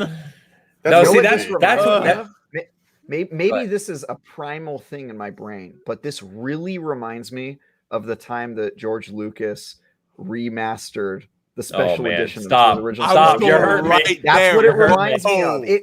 It reminds me of that. I swear to God, they're gonna add like a musical scene at the beginning of one of the parts, and they're gonna. I'm starting to be sorry I brought this up. Bro, we might dude. I mean, there's just some things that are better left unsaid. Like I don't know where you stand in this camp, Travis, but I'm one of the people that I like the idea that we don't know what Jabba the Hutt looks like until Return of the Jedi. Like we hear about Jabba the Hutt for so many years. Like, who is this Jabba the Hutt? Han Solo, like he's not scared of anything, but he's like, I will not mess with Jabba the Hutt. And then you find out what Jabba the Hutt looks like, and you're like, whoa, okay. That's not what I was expecting, right? Yeah. Exactly. But if you see it in the remastered edition of A New Hope, it kind of takes that away. It's just like there are some things that need to be left on the cutting room floor for a reason. And that is definitely true. If they do some sort of like allusion to what we're going to see in The Last of Us 2, I'll be really upset. But don't forget, there's another thing that they could do. They could add a Han Solo didn't shoot first moment. They could change something that, you know what I mean? Like there's just it's so easy to mess something up in a game that a lot of people consider perfect, and it's really hard to improve it. So what is the point of this? If it's the same people reimagining their own game a short time later, that I just don't. Yeah. So I agree with you guys completely, and I think that people like me, I don't want to speak for anyone else, but for me, what I was imagining, and I should say hoping for, right, is we get like the Demon Souls, where it's a remake, new engine, much better graphics, better frame rate, but the core of what's there is the same. Don't change what I consider to be near perfect, to your point, Travis, right? To Neo's point, there's rumors of they may touch it up. You scared me to hell with the Star Wars Lucas thing. If I play this and then suddenly Abby shows up, or there's some type of scene that wasn't there and it throws off the connection that's I'm going to be pissed. And I don't know, what man. if they kill the giraffe? Oh, God. This is the new arc of Neil Druckmann's life. No happy ending. I was about to say Naughty Dog wouldn't do that, and then I thought of Last of Us 2, and I thought, yeah, they would. Yeah, they would. Yeah, they would, man. Because Neil Druckmann thinks he's smarter than everyone else on Earth, and it's just. And I don't. That sounds very derogative, and I don't mean it that way. But it's like you're trying to overthink what you already created that was excellent. You know what I mean? Yeah. Stop it. He reminds me of George Lucas. He's the exact same archetype of like he did something brilliant and now he just is way confident in his abilities. Yeah. And they have so much that they could lose and almost nothing to gain from this. That's the thing that boggles my mind. I'm just scared, man. I think it's part of my Star Wars upbringing brain that makes me afraid of stuff like this. Paul said, Druckmann has it in it to F up everything. Hey, man, he gave me that GOAT Last of Us Part 2. So we ain't going to disrespect Neil. Straight up. Straight up, that gameplay is that gameplay unmatched, bro. I will fight. No. I think the game itself is a massive, as you said, massive improvement on one. And I can't. It's a masterpiece in game design, no doubt. Yeah. No doubt. What they did, we're not going to get into it again. I can't do this again. I'll get sad. That's a new Twitter war going on. It's like every other day someone brings up Last of Us Part 2. I know. Bro, really? Like already still? Don't worry. They'll remake it in 2023. So, Hey, Dan, we got a super chat from our brother Luke. Yeah. Xbox Expansion Pass. Luke, thank you very much. Happy New Year, guys. Appreciate it. Thank you, brother. Yeah, we had another one, I think, too, from Game Positive a little bit ago. We did, yeah. We were so tied up in conversation, I missed it. Hold on, I'm getting to it. Yeah. Well, damn, you guys in chat are killing it today. That's right. All right, Game Positive. Baby girl is losing her mind. Got to run. Welcome back, Bitcast crew, and here's to another great year of casting. Thank you, brother. Thank you, brother. Eric is our newest contributor at Season Gaming, actually. Nice. Just had his second kid. I want to say November. So he's been congratulations. Been very, very busy, as you would imagine. So thank you very much, Eric. Appreciate it, man. All right, now that you guys completely killed my hype for the remake of Last of Us, not intended. They should call it the Last of Us Special Edition. Hey, no. There we go. No, stop it. All right, so we got some Ubisoft and Rainbow Six news to talk about because I want to hear your thoughts here, guys. So Ubisoft came out and Xbox, I guess, came out this week. So Ubisoft Plus is a PC only service, $15 a month, where you get everything from Ubisoft's catalog, kind of like a Game Pass, day one. So you get all of their releases day one. You get the expansions that release for those games. You get little bonus add-ons and things like that. That they announced is coming to Xbox consoles. Now, the communication on this spread like wildfire because they combined it with an announcement. Rainbow Six Extraction, the new Rainbow Six game that releases on January 20th, is launching in Game Pass on day one. So people thought that Ubisoft Plus, the service, was coming to Game Pass. It is not. So if you still have that misconception, make sure you separate those two things. But long story short, Rainbow Six Extraction launching on Game Pass on the 20th, and we get Ubisoft Plus. The service is going to launch at some time in the future on Xbox consoles for a separate subscription fee, which they haven't said the price of yet. They did not confirm whether it's going to be a separate $15 fee or if Xbox will work with them kind of like EA Play or something else where you get a different structure. So we'll see. But I guess the topic for you guys is one, Rainbow Six Extraction is a game that I got to be honest, I don't know a lot of people who are looking forward to this one. The gameplay hasn't looked great. I think I mentioned before, my stepson has like 2,000 hours in Rainbow Six Siege with a group. They play it all the time. None of them cared about what they saw in Extraction. It seemed like the hype was pretty flat for this one. So I think the Game Pass move, as we've talked about previously with games like this, a good move because it's a multiplayer co-op game. It didn't have a lot of hype. I don't know who's buying this game or how many people are buying this game at a $60, $70 price tag. So we'll see what that does for Extraction. But on the side topic as well, Ubisoft Plus is a service. How do you guys think Ubisoft approaches this, and how does it become successful on an Xbox platform that has a Game Pass service already that many of us agree, I would say largely is fantastic, whereas I don't think the reputation of Ubisoft Plus is anywhere near Game Pass. So how does Ubisoft make this successful on console? Make it $5.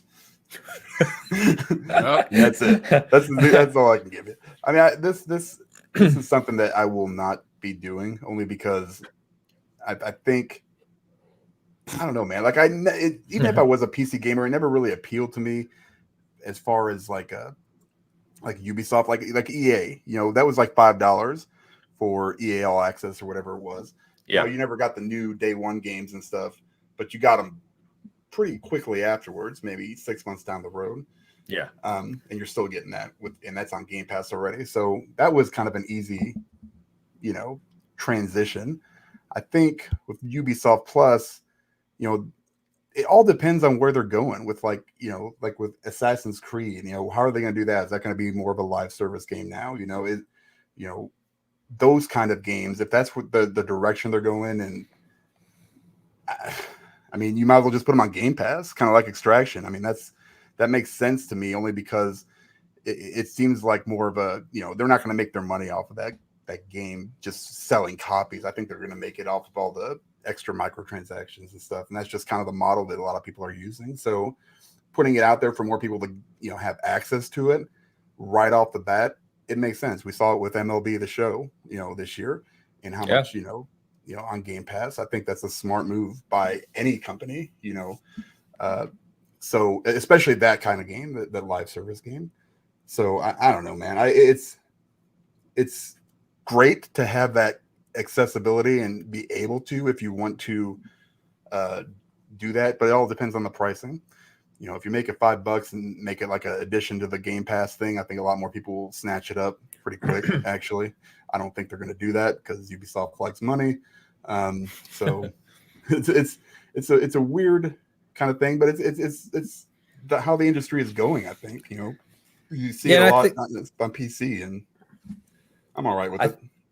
Yeah, I think it's always an interesting conversation with Ubisoft, right? Because I know we say this all the time, they get a lot of flack and a lot of it is deserved. But at the same time, they do make some genuinely good games. Absolutely. They do make games that sell very well at times. I mean, all we ever hear is, you know, like Assassin's Creed Valhalla, the hardcore, it's hard to say hardcore community, but you know, there's a subsection of the community that complains about the size of that game and that it's not a core Assassin's Creed experience and that the side missions are repetitive and all these things we hear about Ubisoft games. It's the best selling Assassin's Creed game they've ever made by a long shot, whether we like it or not. That's just the fact. And it's always a weird conversation in that way because, you know, even some of the comments here, like Cool Kill says, Ubisoft games are always on massive sales, right? Like they literally, you wait on a Ubisoft major release, a month later, you're getting it at half price. I mean, it's almost a fact at this point that it happens so regularly. And Pong even mentioned that they dropped the price of Extraction to $40 before this announcement, probably because they knew Extraction didn't have the hype to sell at $60 or $70, like I mentioned. So it's just, but at the same time, we know there are millions and millions and millions of people that play Ubisoft games and love them and buy them, etc. So it's always a weird conversation here. And go ahead, Neo, because it's just there. It seems like there's there's multiple sides that I think some of us in the community don't consider from a mainstream perspective. Yeah, it's the weirdest thing because if you talk to like, I don't know, you survey like, let's say 20 gamers in the community, most of them will probably tell you like, I don't like Ubisoft games. Ubisoft games are just like factory made. Like that's the thing going on. One of my friends actually said, yeah, one of my friends was just like, I don't think Ubisoft games are real. And I was like, what do you mean by that? It's like, bro, I refuse to believe that like people worked on this and this is what they did. I feel like there's this spreadsheet at all the Ubisoft studios because, you know, a lot of them share assets and they share like, because they're all like, you look at the credits of one Ubisoft game, it's like 15 different Ubisoft studios working on it. So at that point, it's kind of like, where is the originality and creativity? And then it comes to a point where a lot of these games are kind of blending into the same thing.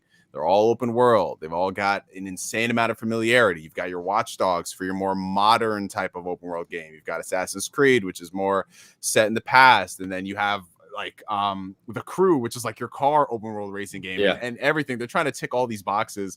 And at the same time, they don't really do anything unique with those games. Every now and then they get a breakout hit like Rainbow Six Siege, and people love that. But my people seem to love Immortals last year too. That was very highly regarded. Yeah, because at least that did something quirky with the with the experience. But then there were some people who are like, oh no, it's still got that Ubisoft formula on it. Right. Both are true. Both are true. Yeah. But for me, one thing I've noticed with a lot of the Ubisoft things that they do is that it's like they're throwing everything at the wall and praying to God something sticks. Like there are so many times where I didn't even know this Ubisoft game released until I saw it on clearance. Like Riders Republic, I'm seeing some people in the chat are saying, yeah, that game is like $20. And I'm like, didn't that game just come out? Yeah. The funny thing is, Travis and I both reviewed it and we both really like it. It's a good game. It just landed flat for the most part. But not to interrupt you, Neo, but I just have to put this up. Ready? This is a perfect amalgamation of Ubisoft. Stub says, I don't care for Ubisoft games. 3 comments later, I love Ubisoft games. 3 comments later, Ubisoft games are good but never great. And this is what I'm talking about. It seems like, and Dan, you even said Ubisoft games are my comfort food, and I hear that a lot too because they're familiar. It's like you know what you're getting with like when I reviewed Far Cry 6 this year, and it's like I really enjoyed it. But going into it, people are like, well, what's it going to change or evolve or do this? I'm like, it's a Far Cry game. I know what I'm getting, right? I know I'm going to be blowing shit up. I'm going to have crazy weapons. There's going to be funny characters, and there's going to be some antagonist who is taking over the world. You know what I mean? And that's Far Cry. Whether if you like that or not, it's on you. But it's this weird thing with Ubisoft where they, to your point, they feel templated, but some people actually like that. Right. You know? Yeah, and for some people it works. Like there's just some franchises that are like that, like Dynasty Warriors, and to a lesser extent, I mean, let's be real, Call of Duty, you know, like you can point out the differences in every single Call of Duty game, but for the most part, shooty bang bang, you guys know how it is. That's so that's I how actually it goes. I think I know why this is so divisive, and it's because I have this window into. People get upset when people use the phrase core gamer, like, oh, what's a core gamer? It sounds like you're gatekeeping, yada, yada. But here's the thing. Core gamer is a useful term because I know exactly the type of people that it describes. And I have this window into that world because I have friends who are literally like, you look at them and you're like, wow, you are the people that are causing the monthly sales list. What's that list called, or that they release it every month? MPD. And the MPD numbers, like you are that sample. And I have this group of like 15 friends that I'm very close friends with. I see them at least once a month, and they're just those people. They buy Madden, they buy Call of Duty, and guess what else they buy? They buy Ubisoft games. They buy Assassin's Creed every time. They know what they're getting. Exactly. And they know what they're getting. Exactly. And they love those games. And some of them complain about it. They'll be like, oh yeah, the last Assassin's Creed, there was just nothing new, same stuff. And then they buy the next one, right? Like it's the games that they know. And I think that they have this mass market appeal, and Ubisoft has tapped into that core gamer. And the reason that you see, on one hand, everybody criticizing Assassin's Creed Valhalla. My Twitter timeline is nothing but that because I follow games journalists and influencers and streamers who know what they're talking about. And then alongside that, NPD numbers that go, yo, this game is my favorite game and it's selling through the roof. And it's because there's that core gamer that just buys Ubisoft games. And Watch Dogs 2 is another one. I have friends that are like, yeah, Watch Dogs, like that game was so crazy and unique. And I'm like, damn, like these guys just play Ubisoft games. That's why they're like they're kind of just in that world. So I honestly think that there will always be an audience for this. Like Dan says, it's his comfort food. He knows what's up, but he also has that like instinct to just like pull back and play a game that's familiar to him. And I think that is like the core attribute of the core gamer. It's just like that's what they want. They want to just play that fun, mindless game that's something that they can understand and that they don't have to get pulled too far away from their comfort zone to enjoy it. And I honestly think that's what it is. That's that's their zone. They live there.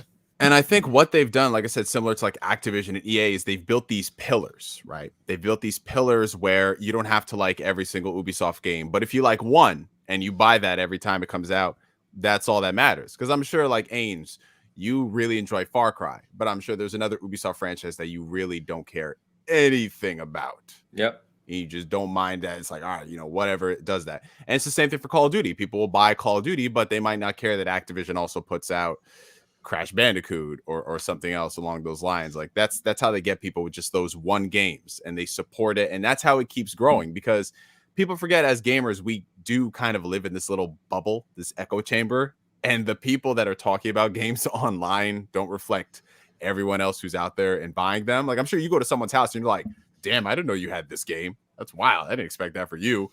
So it happens. But for me, what kind of makes it disheartening is I'm all for game success. I'm all for, you know, listen, people voting with their wallet. They buy the games that they want to play. But I just, man, I'm going to sound like an old guy, but I just remember there was a golden era in gaming where you could have the success with the diversity. Like Ubisoft back in the day when they were putting out Prince of Persia, when they were putting out Splinter Cell. We got some comments about that. Yep. Assassin's Creed. And they were all different and unique, and they were all successful. They were all successful. Like Ubisoft was the creative developer. They were the creative publisher. And now it's not that they're putting out less games. They're putting out more games, but it just seems like, let's just tick all these boxes. Let's not take risks. Like you'll never see a God of War 3 to God of War 2018 from Ubisoft. You're never going to see that. What you're going to see is Assassin's Creed keep getting bigger and bigger and bigger and bigger and bigger and bigger until boom, live service. And if it's working out for them, by all means, like I can't argue with the sales data. But it is. Yo, but what about Beyond Good and Evil 2, dog? Come on, that game exists. It doesn't really. No, it doesn't. Michel Ancel he's with nature now and everything. But the last thing I'll say is, and this will be the last point. The whole Rainbow Six extraction, I think that is the final straw when it comes to Rainbow Six. I think people have got to the point now, like, okay, y'all are just abusing the heck out of this license. What does Tom Clancy have to do with alien zombies or whatever they got going on in that? I'm like, all right, bro, okay. But yeah, that's all I gotta say. So Max has a comment here, which I think applies. I've seen a lot of people share this. So Max, welcome, first of all. Thanks for hanging out with us and giving us a comment. But he said, I like UB games, but I don't buy them all. To your point, Neo. There's also a limit to how many subscriptions I'll get. They make more off of me if their service was added to Game Pass for an extra $5 to $7 a month, which is kind of what Dan said as well. Yeah. And I've seen a lot of people have the same sentiment. And I feel pretty similar. I'm not going to buy Ubisoft Plus at $15 on Xbox. I'm just not. No Ubisoft Plus? You mean the service? The peacock of streaming services? Yeah. Like everyone has got Netflix. Most people have got like Disney Plus. Yeah. Who has Peacock? You know, it's like I don't even know. Right here. This guy, that one person. We found him. It's his comfort food. It's his comfort food. There you go. Listen, The Office. I got it for like 6 months for like $15. So that's the only reason I picked it up. And then I also got Paramount Plus because T-Mobile gave me a free year. Same. Halo's coming to Paramount Plus. You're safe there. You're safe. Also, Mayor of Kingstown, just a quick shout out. Go watch that show if you've got Paramount Plus because it's freaking awesome. Okay. And weird. But it's awesome. Damn, $15 a month for Ubisoft. For the subscription part of it, I do think they've made a big error in a lot of ways. One, I don't think that service should have launched on PC. I just don't see Ubisoft's core group being PC gamers. Like I said, like everyone I know that's like into Ubisoft games, I think the reason that their NPD numbers are so high has nothing to do with the PC platform. So I'm glad it's coming to console on one hand, but I think that the price is wrong. I think that their messaging is probably going to be confusing, and people are, the dumb gamer that just is able to like understand Game Pass has just kind of figured out what that is not going to be like, wait, what's this other service? Like, it's on Xbox, it should be in there. I think they're going to have confusion there. And I think ultimately Ubisoft Plus is destined to be part of Game Pass.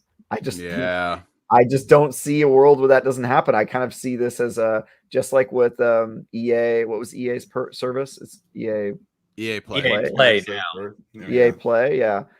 They took a different approach to Dan's point. It's not like a day and date service. It's more of a collection of EA games. It is a different pass, but it did launch on Xbox first. It did, and then eventually like came with Game Pass. Like they have it for PC though. Like Origin All Access is their day and date stuff. I think don't they have? They do. True. Theirs is a more, and I think that's fine for people who want it. There's nothing wrong with Ubisoft Plus existing, and I think some people will subscribe to it. My friends that buy, every Ubisoft game that comes out, or 3 Ubisoft games a year, they'll probably look at that and go, oh yeah, why not? It's like a better deal for me. But I just think that they need to do both. Like they probably need to give like a $5 version that comes with Game Pass, or $7 version, and then they need the separate version for people who want that. But I just don't see it. I don't see it being successful on console. I just don't. So yeah, not as its standalone $15 thing. Not as a standalone. Yeah, I think one last point of Ubisoft Plus, because I know a lot of people are saying, well, you have to look at the value proposition. $15 a month, you're getting all these games. I feel like that's just the perceived value of Ubisoft putting out a lot of games. You might not necessarily want to play all of those games.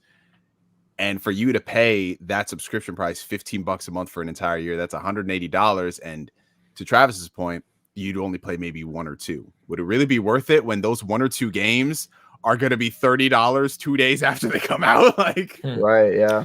Yeah, that's kind of the point Steve made above, which is like, yeah, exactly that is you can buy the games for $20 or $30 a month later. Now to Fat Boy's point, which I was going to mention too, it is the ultimate editions of the game. So it goes back to the same thing we've been saying. If you're that person who plays, say, 3 Ubisoft games a year and you play the expansions, DLC, etc., then there's value there. Because the ultimate editions are like $100, $120. But how many people is that? I don't know. It's got to be a small percentage, I think, overall. I mean, you'd have to put. I mean, just for the, I guess if you just went with the base games, say they're $60 a piece, and you're running $180 a year, Ubisoft can do it, and they did it, several years in a row where they put out 3 big games that you can, kind of go, and it's just subjective value. What are you gonna, what do you value this at? Of course. But it's I'll just buy the game, then I'll buy it on another system because I'm stupid. That's what will happen eventually. And so it's Game Pass is, when I look and can put them side by side, there's really no comparison. No. Like I can justify Game Pass, all day long. I'm not sure I could do it with Ubisoft Plus. Agree. Yeah, I mean, Game Pass is to the point now, right, where they're dropping games twice a month, and it's like 10 games at a time. And they're, as we already know, right, the bigger games are ramping up. So we've talked about that at length. I mean, it's just a different value proposition. It's gonna be wild. Like this year is going to be the year where a lot of people thought, because there's always that stigma, like, well, is Game Pass really worth it when you average things out? But this year, with all the day one exclusives, that's gonna be wild. Yeah, it's gonna be big. So, all right, fellas. So last thing I wanted to touch on for today is really just looking at this first quarter. We've talked about it for quite a bit. We're there now, right? We're about a month away from all hell breaking loose and all these major releases coming. So we've got, I put them in here. We've got Elden Ring, obviously. We've got Horizon Forbidden West. We've got Tiny Tina's Wonderlands. We got Gran Turismo 7, Witch Queen for Destiny 2, Dying Light 2, all coming in the span of like 5 weeks. Never mind, all kinds of other little releases like Sifu looks really cool, getting a lot of press, games like that too. So a lot coming out here in the first quarter. So just wanted to ask you guys, like, of these major releases, what's the one that like you're really, really excited for and, going to be there day one, dropping everything to play? Oh man, I only have one game I'm focusing on next month, so I'll be the quickest. Go. For me, next month it's gonna be Horizon. That's Okay. it. Oh boy. Elden Ring is right up there because it looks fantastic, but just knowing how I am, I take my time with Souls games. It takes me a solid month or so to finish a Souls game. I'm very, very meticulous with it. Part of that is dying a lot, but another other part is just savoring the experience. Sure. But for me, just Savoring one the of the death. things, yeah, exactly. Just Yep. it's just but a scratch, try again. But for me, one thing I started, especially last year, was focusing on just 1 or 2 games max per month for my personal enjoyment. It's a little different when you work in the review cycle and you have to play all those games. Obviously, like Travis, my heart goes out to you, bro. But for me, just keep on rocking. That's what I love. All right. But for me, like, I just want to focus on one game, that be the game. And if I could finish it up at a great pace and not rush it, then I'll move on to the next title. Because one thing I noticed is, like, when I used to buy them games day one, by the time I finished one game, that second game had already been on sale for like 20 bucks off. And at that point, I'm like, all right, I could have saved the 20 bucks. Now, if it's a special edition, I'll buy it and I don't have to worry about that depreciating. But yeah, just one game a month going forward, and then everything else will get played whenever there's like a dry spell. Because there'll be a month where, all right, I'm not interested in this game coming out, but I know you guys are, so I'll play a game from last month. So yeah, that's me. Yeah, got you. Yeah, I think. Anyway, I'll wait to go. Dan, I know Elden Ring's not your big thing, so is it Horizon or what else you got? Yeah, that's it. I mean, that's basically it for the next 2 months. Yeah. I'll probably pick up like that. Of course, we just got done talking about this, but the Uncharted, whatever legacy it is, the collection. Yeah. I'll probably grab that, and then it's just going to be Horizon. There's not a whole lot that of those games that are coming out, which all look really good, but it's just there's no way I'll play it. Maybe Sifu or Tunic. They're also Tunic's in March as well. Yeah. Right. So those are the ones that I'll probably pop in there, with assuming that it does all right. And Tiny Tina will obviously be a day one purchase. And that's smart. So, yeah. So, Travis, I know Witch Queen obviously goes without saying, Mr. Destiny guy for you and reviewing it. Right. But I think it also goes without saying that Elden Ring is premiere for both of us. Ladies and gentlemen, why choose 1 or 2 games when you can simply abandon all hope at having a social life or a life and play them all? Are you not entertained? I say do not choose. I plan on playing them all, and I mean that. I really do. So I'm reviewing Crossfire X and Destiny 2. So obviously, just to be clear, when you say Crossfire X, I meant to ask you earlier. You mean the campaign? I think I'm doing both. Campaign and multiplayer. And multiplayer, yeah. I think I'm doing When both. does the campaign come out?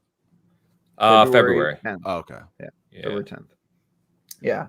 So I think I'm doing both. But yeah, definitely the campaign at least. But yeah, I'm reviewing those ones, so I'm definitely gonna play those. I'm gonna play Sifu. I'm actually excited for Saints Row comes out that month, February 25th. Oh yeah, it does. I'm excited for that game. I think hate online is silly. I'm gonna play it. Horizon Forbidden West, of course, I will play. I actually reviewed the first one, so I got to play that one early. Who knows when I'll get around to playing this Horizon game? It's definitely not at the top of my list like Neo or Dan, but I will be playing it. Dying Light 2 apparently is a 500-hour game I'm gonna have to play. The first Dying Light game, here's the thing, hugely underrated. That game was incredibly good, and I think more people should have played it. But I started playing it last year. Did you? Yeah. How did it hold up? It held up very well. The Series X, it had the performance patch, so I was playing at 60 frames. That's kind of what turned me off. It's huge. Originally. It's a big difference. Yeah, dude. So I got it. I got it around the time it came out on PS4, not day one, but I think like within the first like 6-7 months. So I got it for like $20, and I was enjoying the concepts of the game. It was really cool, better than Dead Island. But for me, it just like every time I put it on, I guess you could say motion sickness. I felt so sick playing, and I always had to take off my glasses and go like, oh, this feels so rough, man. Now if I played it on PC, it probably wouldn't have happened, but back then I only had my PlayStation. But when I played it recently with the Series X patch, and after everything else they've done and all the new content, like, dude, it is such a fun game. But that's what I got, like, I think 10-15 hours in, and then I stopped because then I'm like, I don't want to burn myself out before the second game comes out. You know what I'm saying? Because I'm really liking the first game, but will I have the enthusiasm jump into it? Because it's not like going Uncharted 1 right before Uncharted 2 comes out, then you jump into it. It's like 80 hours in Dying Light 1 and then Dying Light 2. Oof, Yeah. Yeah. By the way, Saints Row was August, by the way. It did get pushed off. So I just learned from the comments that Saints Row was delayed, but that's unfortunate. I still will play it in August, but I guess Travis was getting ready to write a review for a game that didn't exist. Maybe I'll play it in February. We'll see if we can get that early preview. But Dying Light 2, actually, I've seen it at a couple E3s. They were showing it before the pandemic, and it got delayed a ton. But that game looked like it was done years ago, like 3 years ago, and it also looked incredibly good. Like, it looked like they were just diving into like your decision making, and the parkour looked like it was even more well developed. There was so much to that game that I was excited about. So the fact that they've delayed it this much and are continuing to work on it is either a great sign or a terrible sign. And I'm really hoping it's obviously the former. And it is going to be a lot of fun. But I have a lot of confidence in that studio. Obviously, Elden Ring is going to be up there. I'm very excited for that game. I don't know when I'm going to play it. It comes out 2 or 3 days after Destiny: The Witch Queen, which I have to review. So that means 3 days, 10 days of nonstop Destiny, at least, because I have to play it until the raid comes out. But yeah, I need to get around to it. And then the other one that's coming out this month that I still can't believe is coming out this month is Pokemon Arceus, which that's right. That game comes out in like 20 days. It's pretty soon, a couple weeks. End of this month. Yeah, end of this month. I'm extremely excited for that game. We'll see. I have no idea what to expect from it, but damn, Pokemon. Cool Kill said in the chat Pokemon as a joke, sarcastically, and I said the sad thing is, well, not even sad, but Pokemon will outsell everything we're talking about. Oh, absolutely, by a mile.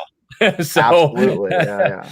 It just is what it is. But what's up, Sark? What's up, OBM in the chat as well? Hey, Abe, what's going on? I'm Elden Ring and Horizon. Those two stand so far above everything else. I absolutely adore Horizon. It was actually my favorite new IP from PlayStation last gen, and I just love it. So I'm super hyped about Forbidden West. I am actually sad though that it comes out a week prior to Elden Ring, because what's going to happen is I'm not reviewing Forbidden West, thankfully. So I'm going to want to savor it, take my time, explore that world. I'm not going to be able to do that in a week, and Elden Ring's going to drop, and then the world will drop for me when Elden Ring drops. To your point, Neo, what if you review Elden Ring? You can get it out of the way earlier, so you got an extra week before or something. Maybe, yeah. We'll see how that timing lines up. So I am reviewing Elden Ring actually. So I've got to see how that. If you get it February 10th, you get 12 days to review it. Then this is how I manage my time. I figure out, which ones am I not going to have time for, and let me review them so I can do it early. That's some 4D level chess right there, Travis. I like it. I like it. Calculus. My problem is with Elden Ring is kind of what Neo said, is with those games, right? The From games, that is a savor every aspect experience. I am much more want to explore every corner of nook and cranny of that world. Good luck reviewing it then. Yeah. I know. Yeah. And I spent tons of time in the damn tech preview, thanks to Dan, where, it's just wandering around every time that thing was open, I was on it, that I was home, where I just wanted to explore. I mean, it's going to be one of those games for me. So, but to your point, Travis, all of these games I'm getting, Witch Queen I'll get back to eventually, only because I'm not a huge Destiny guy, but I do want to play it. But all these other 5 and the other games we talked about, I'm going to play them all. And I'm just, it's crazy, man. I think we're almost spoiled for choice at this point. Dude, I think it definitely makes up for, not saying the past 2 years were weak because they were weak. Obviously, we know the issue. But this 2022 is going to make up for a lot of the stuff that we should have got in the past 2 years. No doubt. It was a funny comment here. I'm trying to find it. Timmy said, think there could ever be a point when there'll be just too many great exclusives going into Game Pass and third parties that could affect some games being played or noticed. And that's something that Xbox has actually commented on, because it's a problem that Steam talked about years ago, or Valve talked about years ago too, which is just curation, right? If you get to the point where, you know, there's just so many games releasing. But I think at least to date, Xbox has done a pretty good job of curating what goes into Game Pass, the difference between a major title and a small indie title, and the separation there. And they're doing a pretty good job. So it's going to be interesting to see once first party really ramps up and third party deals ramp up more, what that looks like. But, you know, we'll see. I honestly don't think it'll ever be a problem for Xbox Game Pass. Reason number one, Steam is way different than Xbox. Steam doesn't curate anything, right? Yes. Xbox already curates its library on what even gets on the platform, and then it further curates that for Game Pass. And then the second thing is that, unlike when Steam was having this problem, the amount of gamers is like incredible, and there's now microcosms within the games industry of people who like certain types of games. And it's sort of like in Netflix, when they make a documentary, they don't worry about the overlap between their action movie that they're making, because they know those are separate viewers. And I just don't think we're going to have that problem on console. No, I really they do a good job with it. Yeah. And another thing we have to consider when it comes to Steam and curation, that comes down to discoverability and individual purchases of those games versus Game Pass, where we're already all subscribed.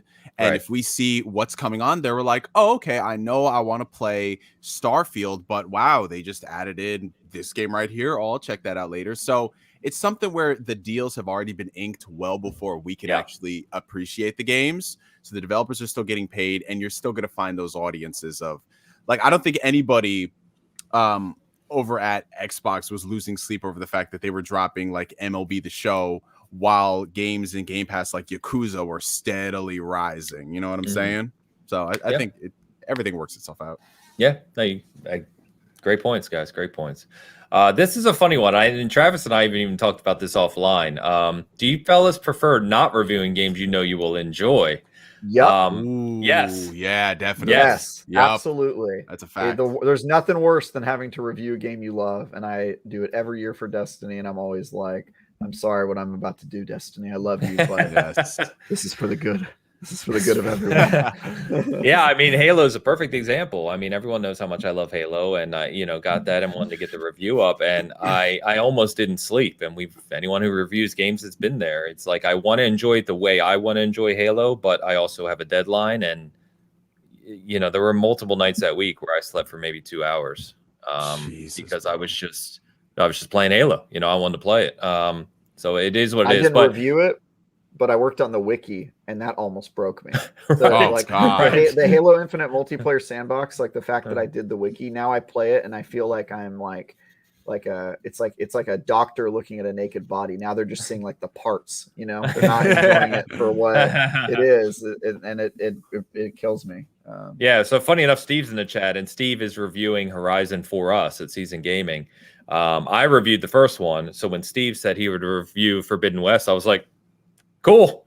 I can enjoy Horizon like I would enjoy it now. That's the thing. I mean, and I've done far less reviews last year than I did before, but we also have way more people. I think it's hard to kind of keep that objectivity, when you're going into it and you're already kind of pre-pumped for a game, so it's kind of, you really have to try to be as objective as possible.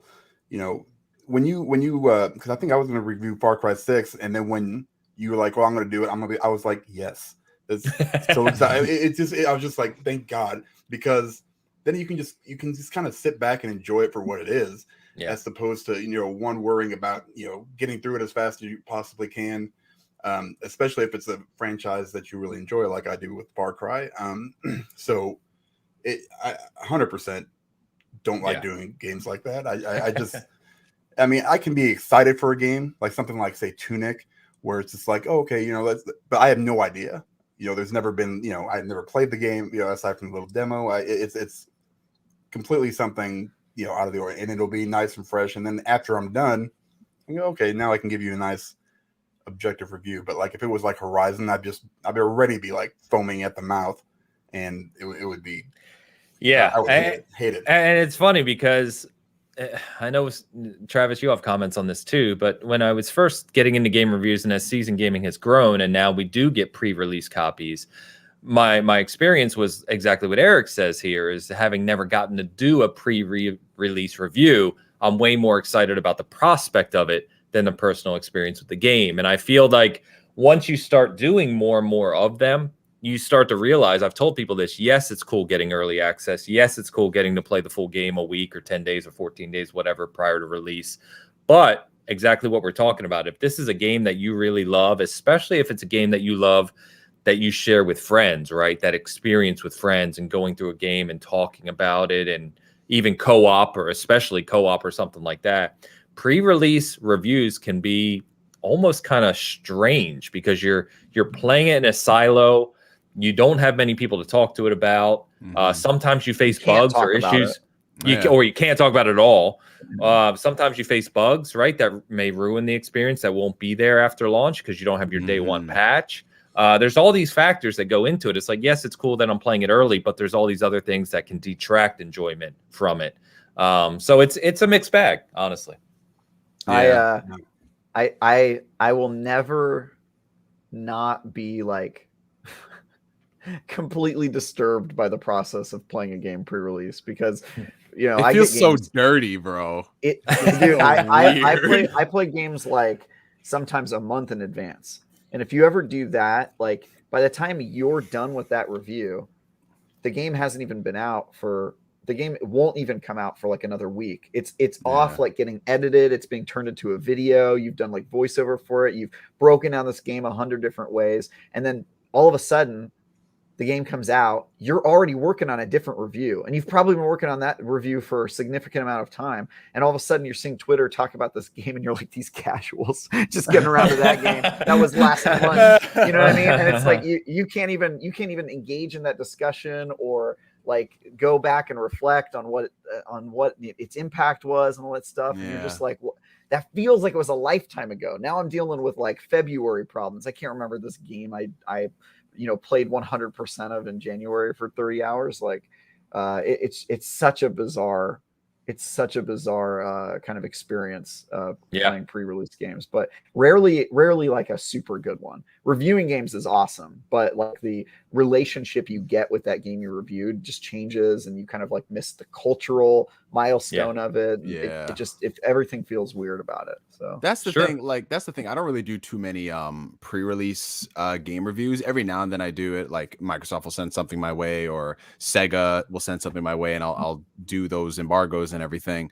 But yeah, honestly, especially now, I'm glad you brought up the culture aspect of it, Travis, because there's just something so beautiful about experiencing this with so many people. Because before it used to have to be, okay, me and my friends who we went to school, or my cousins, we'd play the game, we'd talk about it, right? Now it's literally like, yo, I'm playing this new game, and then Travis will reply, or Ains will reply, or Dan will reply, and it's just like us talking about, oh my God, this is amazing. Did you notice this part here? It's like, wait, what? Are you serious? And it just kind of sucks that you've already played through a game. You think you know most of it. You move on to the next one, and then you see someone discover this, and you're like, oh, yeah, feel sad. I missed it. I'm not a part of this. Yeah, exactly.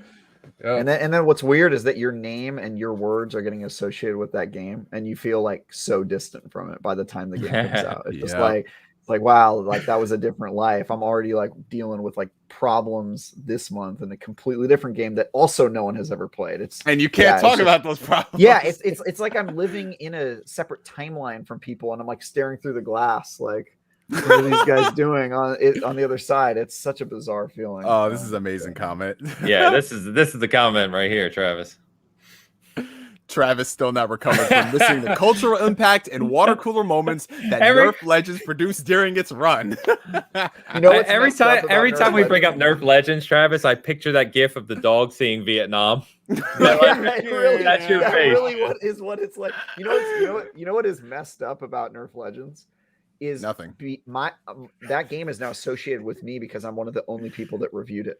Right. Yes, sir. And so if you look up Nerf Legends, it's like me. I'm like the first thing that pops up in my review, and people will like say Nerf Legends at me all the time, and it's just like I can't get away from this nightmare. I love it, it's by now the just way. I love following it. me forever. It's I'm terrifying. about to, I haven't watched this. I try to watch this review once every couple of days. I haven't watched it in a new year.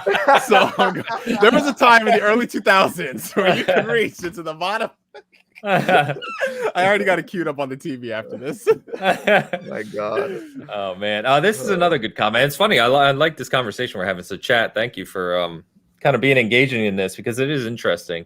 Do you prefer reviewing games that have a great gameplay or great story or a mix of both? And I saw a conversation that broke out on Twitter yesterday about this, and I think the comment I liked best that I agreed with was, and I don't know about you guys, but it really depends on what the game is going for. I mean, there's games we were talking about Last of Us earlier, which is a game that is story focused, right? That is a character driven story focused game. The gameplay is not spectacular in that game.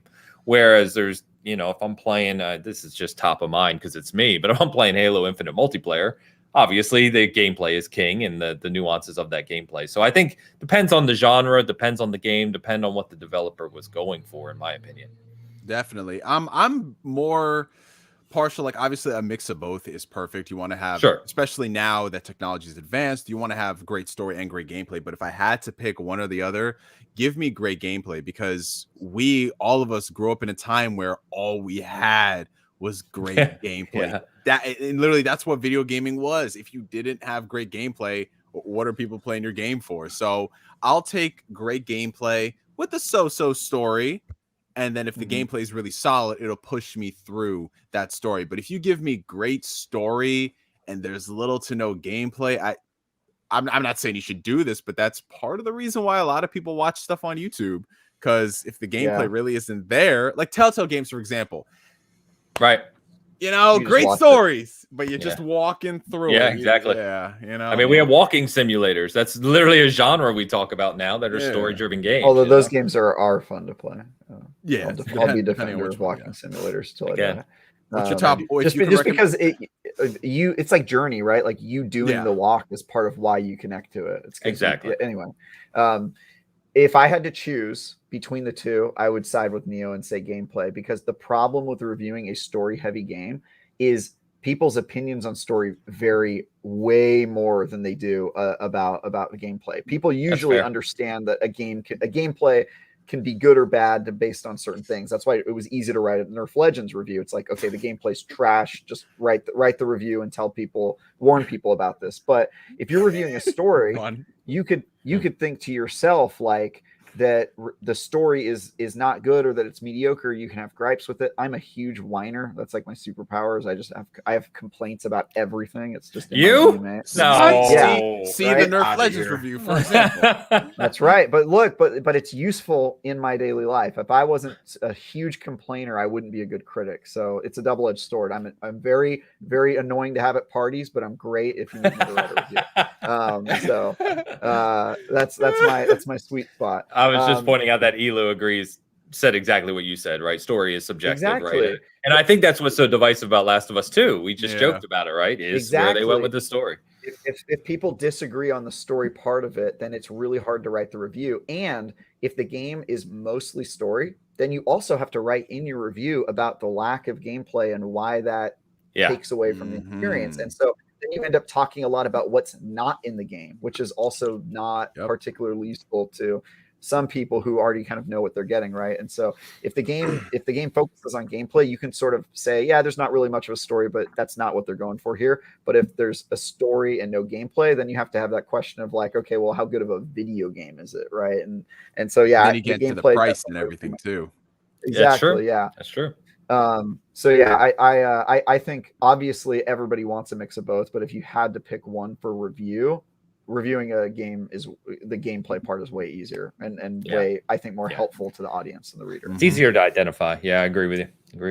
And let's be real, like it's controversial, but the best video game story in the world, Lost Odyssey. With little I love you, bro. Got it but the best video game story in the world with minimal gameplay doesn't hold a candle to some of the stuff we've seen in movies. You know what I'm saying? Like, if you're going to give me a game that I have to spend $60 on with no gameplay, it better be the greatest story I've ever seen versus a 2-hour movie I could see at the movie theaters for like $15. You know what I'm saying? So that's why I'm very critical. I think Travis is going to say exactly what I'm thinking here. I think. Yeah, the key is that video games can tell different types of stories that movies can't, and I think those stories blow movies out of the water to a certain extent. Like BioShock, you can't tell that in a movie, right? Because you have to be playing the game. That's like very core to it. And so I think that games that try to parrot movies and do the same type of storytelling, they will always fall short. The cutscenes, 7-minute cutscenes. Yep. Yeah, but if they try doing their own thing and using the unique kind of platform of video games to tell a story, I think that's when it's like really magical. But yeah, you're right. Like even The Last of Us, there's like movies that are better than The Last of Us at telling story, and there's pretty much every game that's better at the gameplay part than The Last of Us, right? So that's all right. You didn't have to go that far, but okay. Yeah, it was all the rafts. It was the raft and the ladders that broke one young Travis. It was all the rafts and the ladders. and Cool Kill brings up Quantum Break. Quantum Break. Sorry, Dan. Underrated. Go ahead. No, I think you can.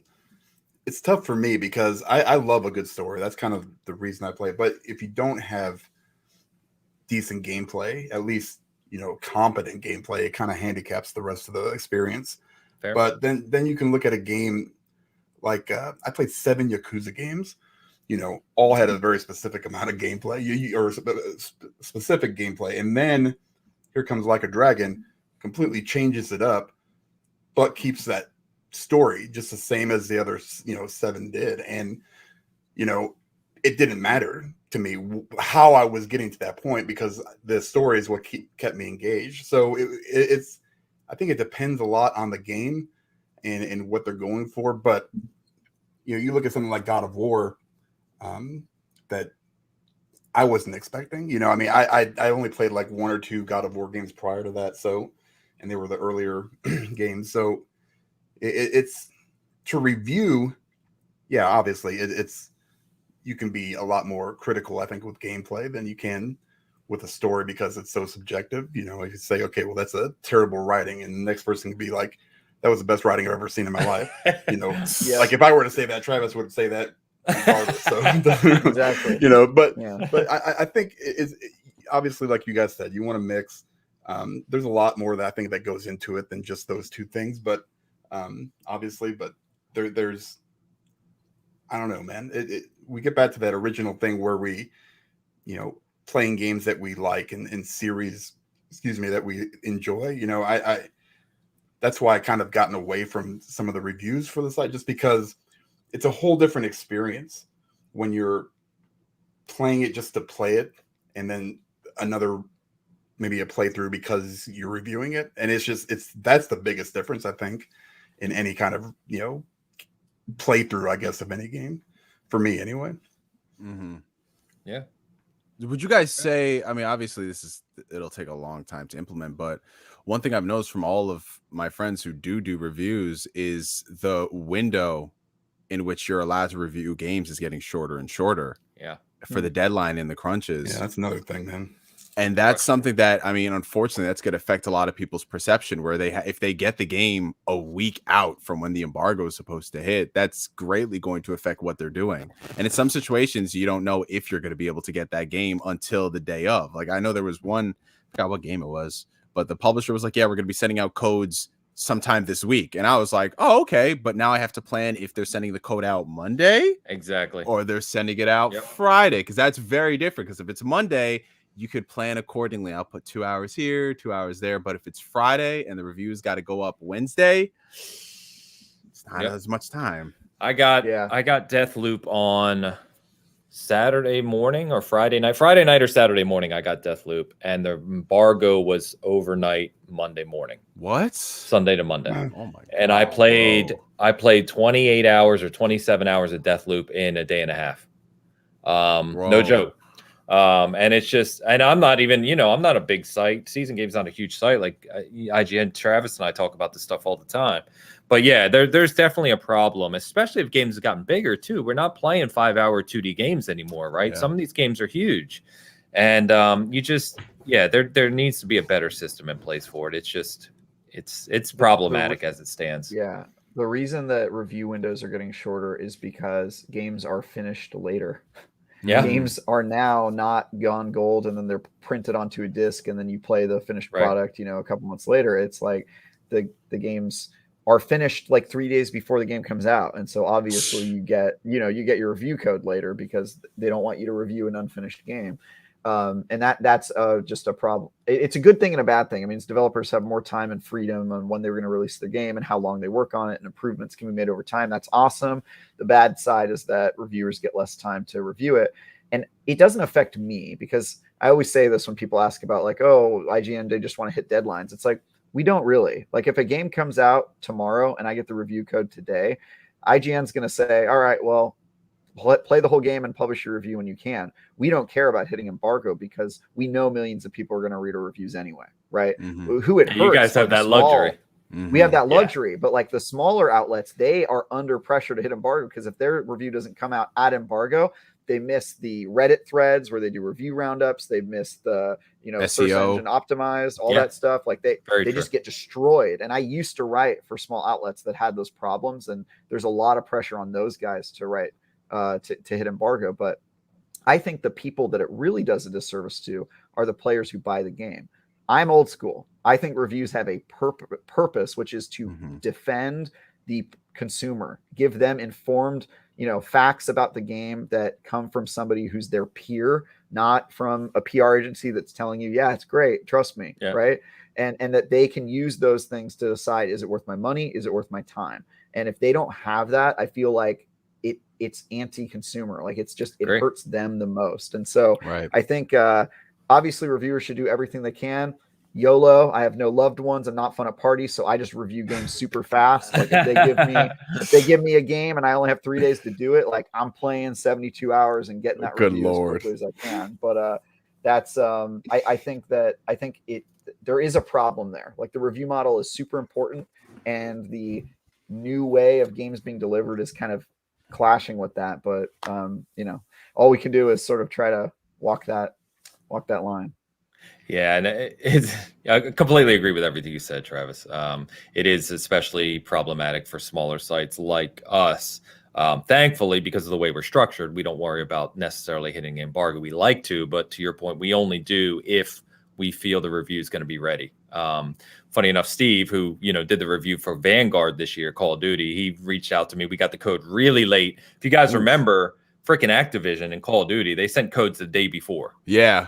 Release, like they didn't get codes out, and so we said the review is going to be late. We're not even getting our code till the day before, and he played the entire game and reviewed it like overnight, and we actually had the review. Dang, Steve, that I did not ask for that, by the way. He did that on his own accord, so I'll do it myself. Yep.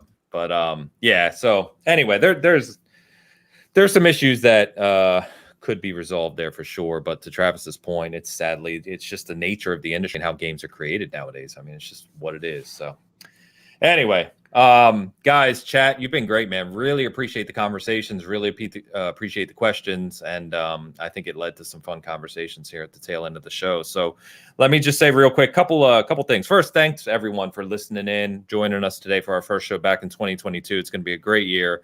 Obviously, the gaming industry is booming. We got a lot of big things to look forward to. From a season gaming perspective, big thank you to everyone who checked us out in the fourth quarter. The highest traffic we've ever seen. We continue to grow exponentially, and it's just amazing. It really is amazing. So with that, I want to announce on this show, but there'll be a lot more details coming, that we are launching a Patreon for season gaming. Hell yeah. It's not something that I considered lightly. We are not kind of fans of taking money. As you know, we don't do monetization. We don't do ads. Everything just goes back to the site. So there is kind of reasoning behind this. It will go purely to content.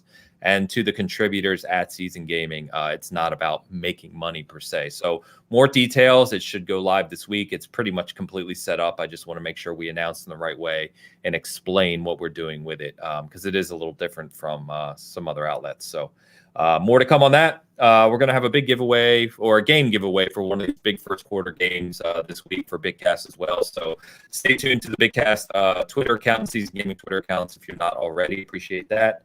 And we are also publishing a Season Gaming Contributor Favorite Games of 2021 article this week. Obviously, we're kind of past award season now, but this is just more of a reflection on all of our favorite things of last year. So that's pretty much going live this week too. So with that, thank you again, Neo. Always great to have you, man. I think Diego said it like an hour and a half ago, but he said, "Hey," he said, "I see our token fourth member back this week," and I said, "Yeah, that's him." So appreciate you coming out. Great chat as always. So tell people. I mean, I always say people on here, but they know where they can find you. But let's shout it out anyway. If you guys want to follow me, my YouTube channel is YouTube.com/NeoGameSpark. Same thing for Twitter as well, YouTube.com/NeoGameSpark. And as always, is a pleasure chopping it up with the Season Gaming crew. Really good episode. The chat was on fire today with some really good topics. I'm not even gonna lie, I didn't think we'd spend the last 20 minutes having this discussion about reviews and story and gameplay and all that stuff. But that's when you have great conversations with great people. So as always, I love kicking it with y'all and having me. Appreciate it, man. Travis. Hey, thanks guys for tuning in. Please tell a friend about this show so that we can grow the base this year. That's the goal. And you can follow me on Twitter at TyGuyTravis if you hate yourself, and you can read my reviews, previews, and articles on IGN.com. Just search my name, Travis Northup, and IGN, and you'll find me. Next up, I've got Windjammers 2 coming at you January 20th. So they gave me that code like 30 days in advance. It's great. So that's awesome. A beautiful amount of time to work on that. So happy to do that. And then if you care at all about Destiny, I'm reviewing The Witch Queen. I'm on a weekly show, 4:30 p.m. Pacific every Thursday, where I talk about Destiny. It's called The Last Word. So you can find me there if you care at all about Destiny. You don't, that's okay. But if you do. How about you, Dan? What do you got going on? Not much.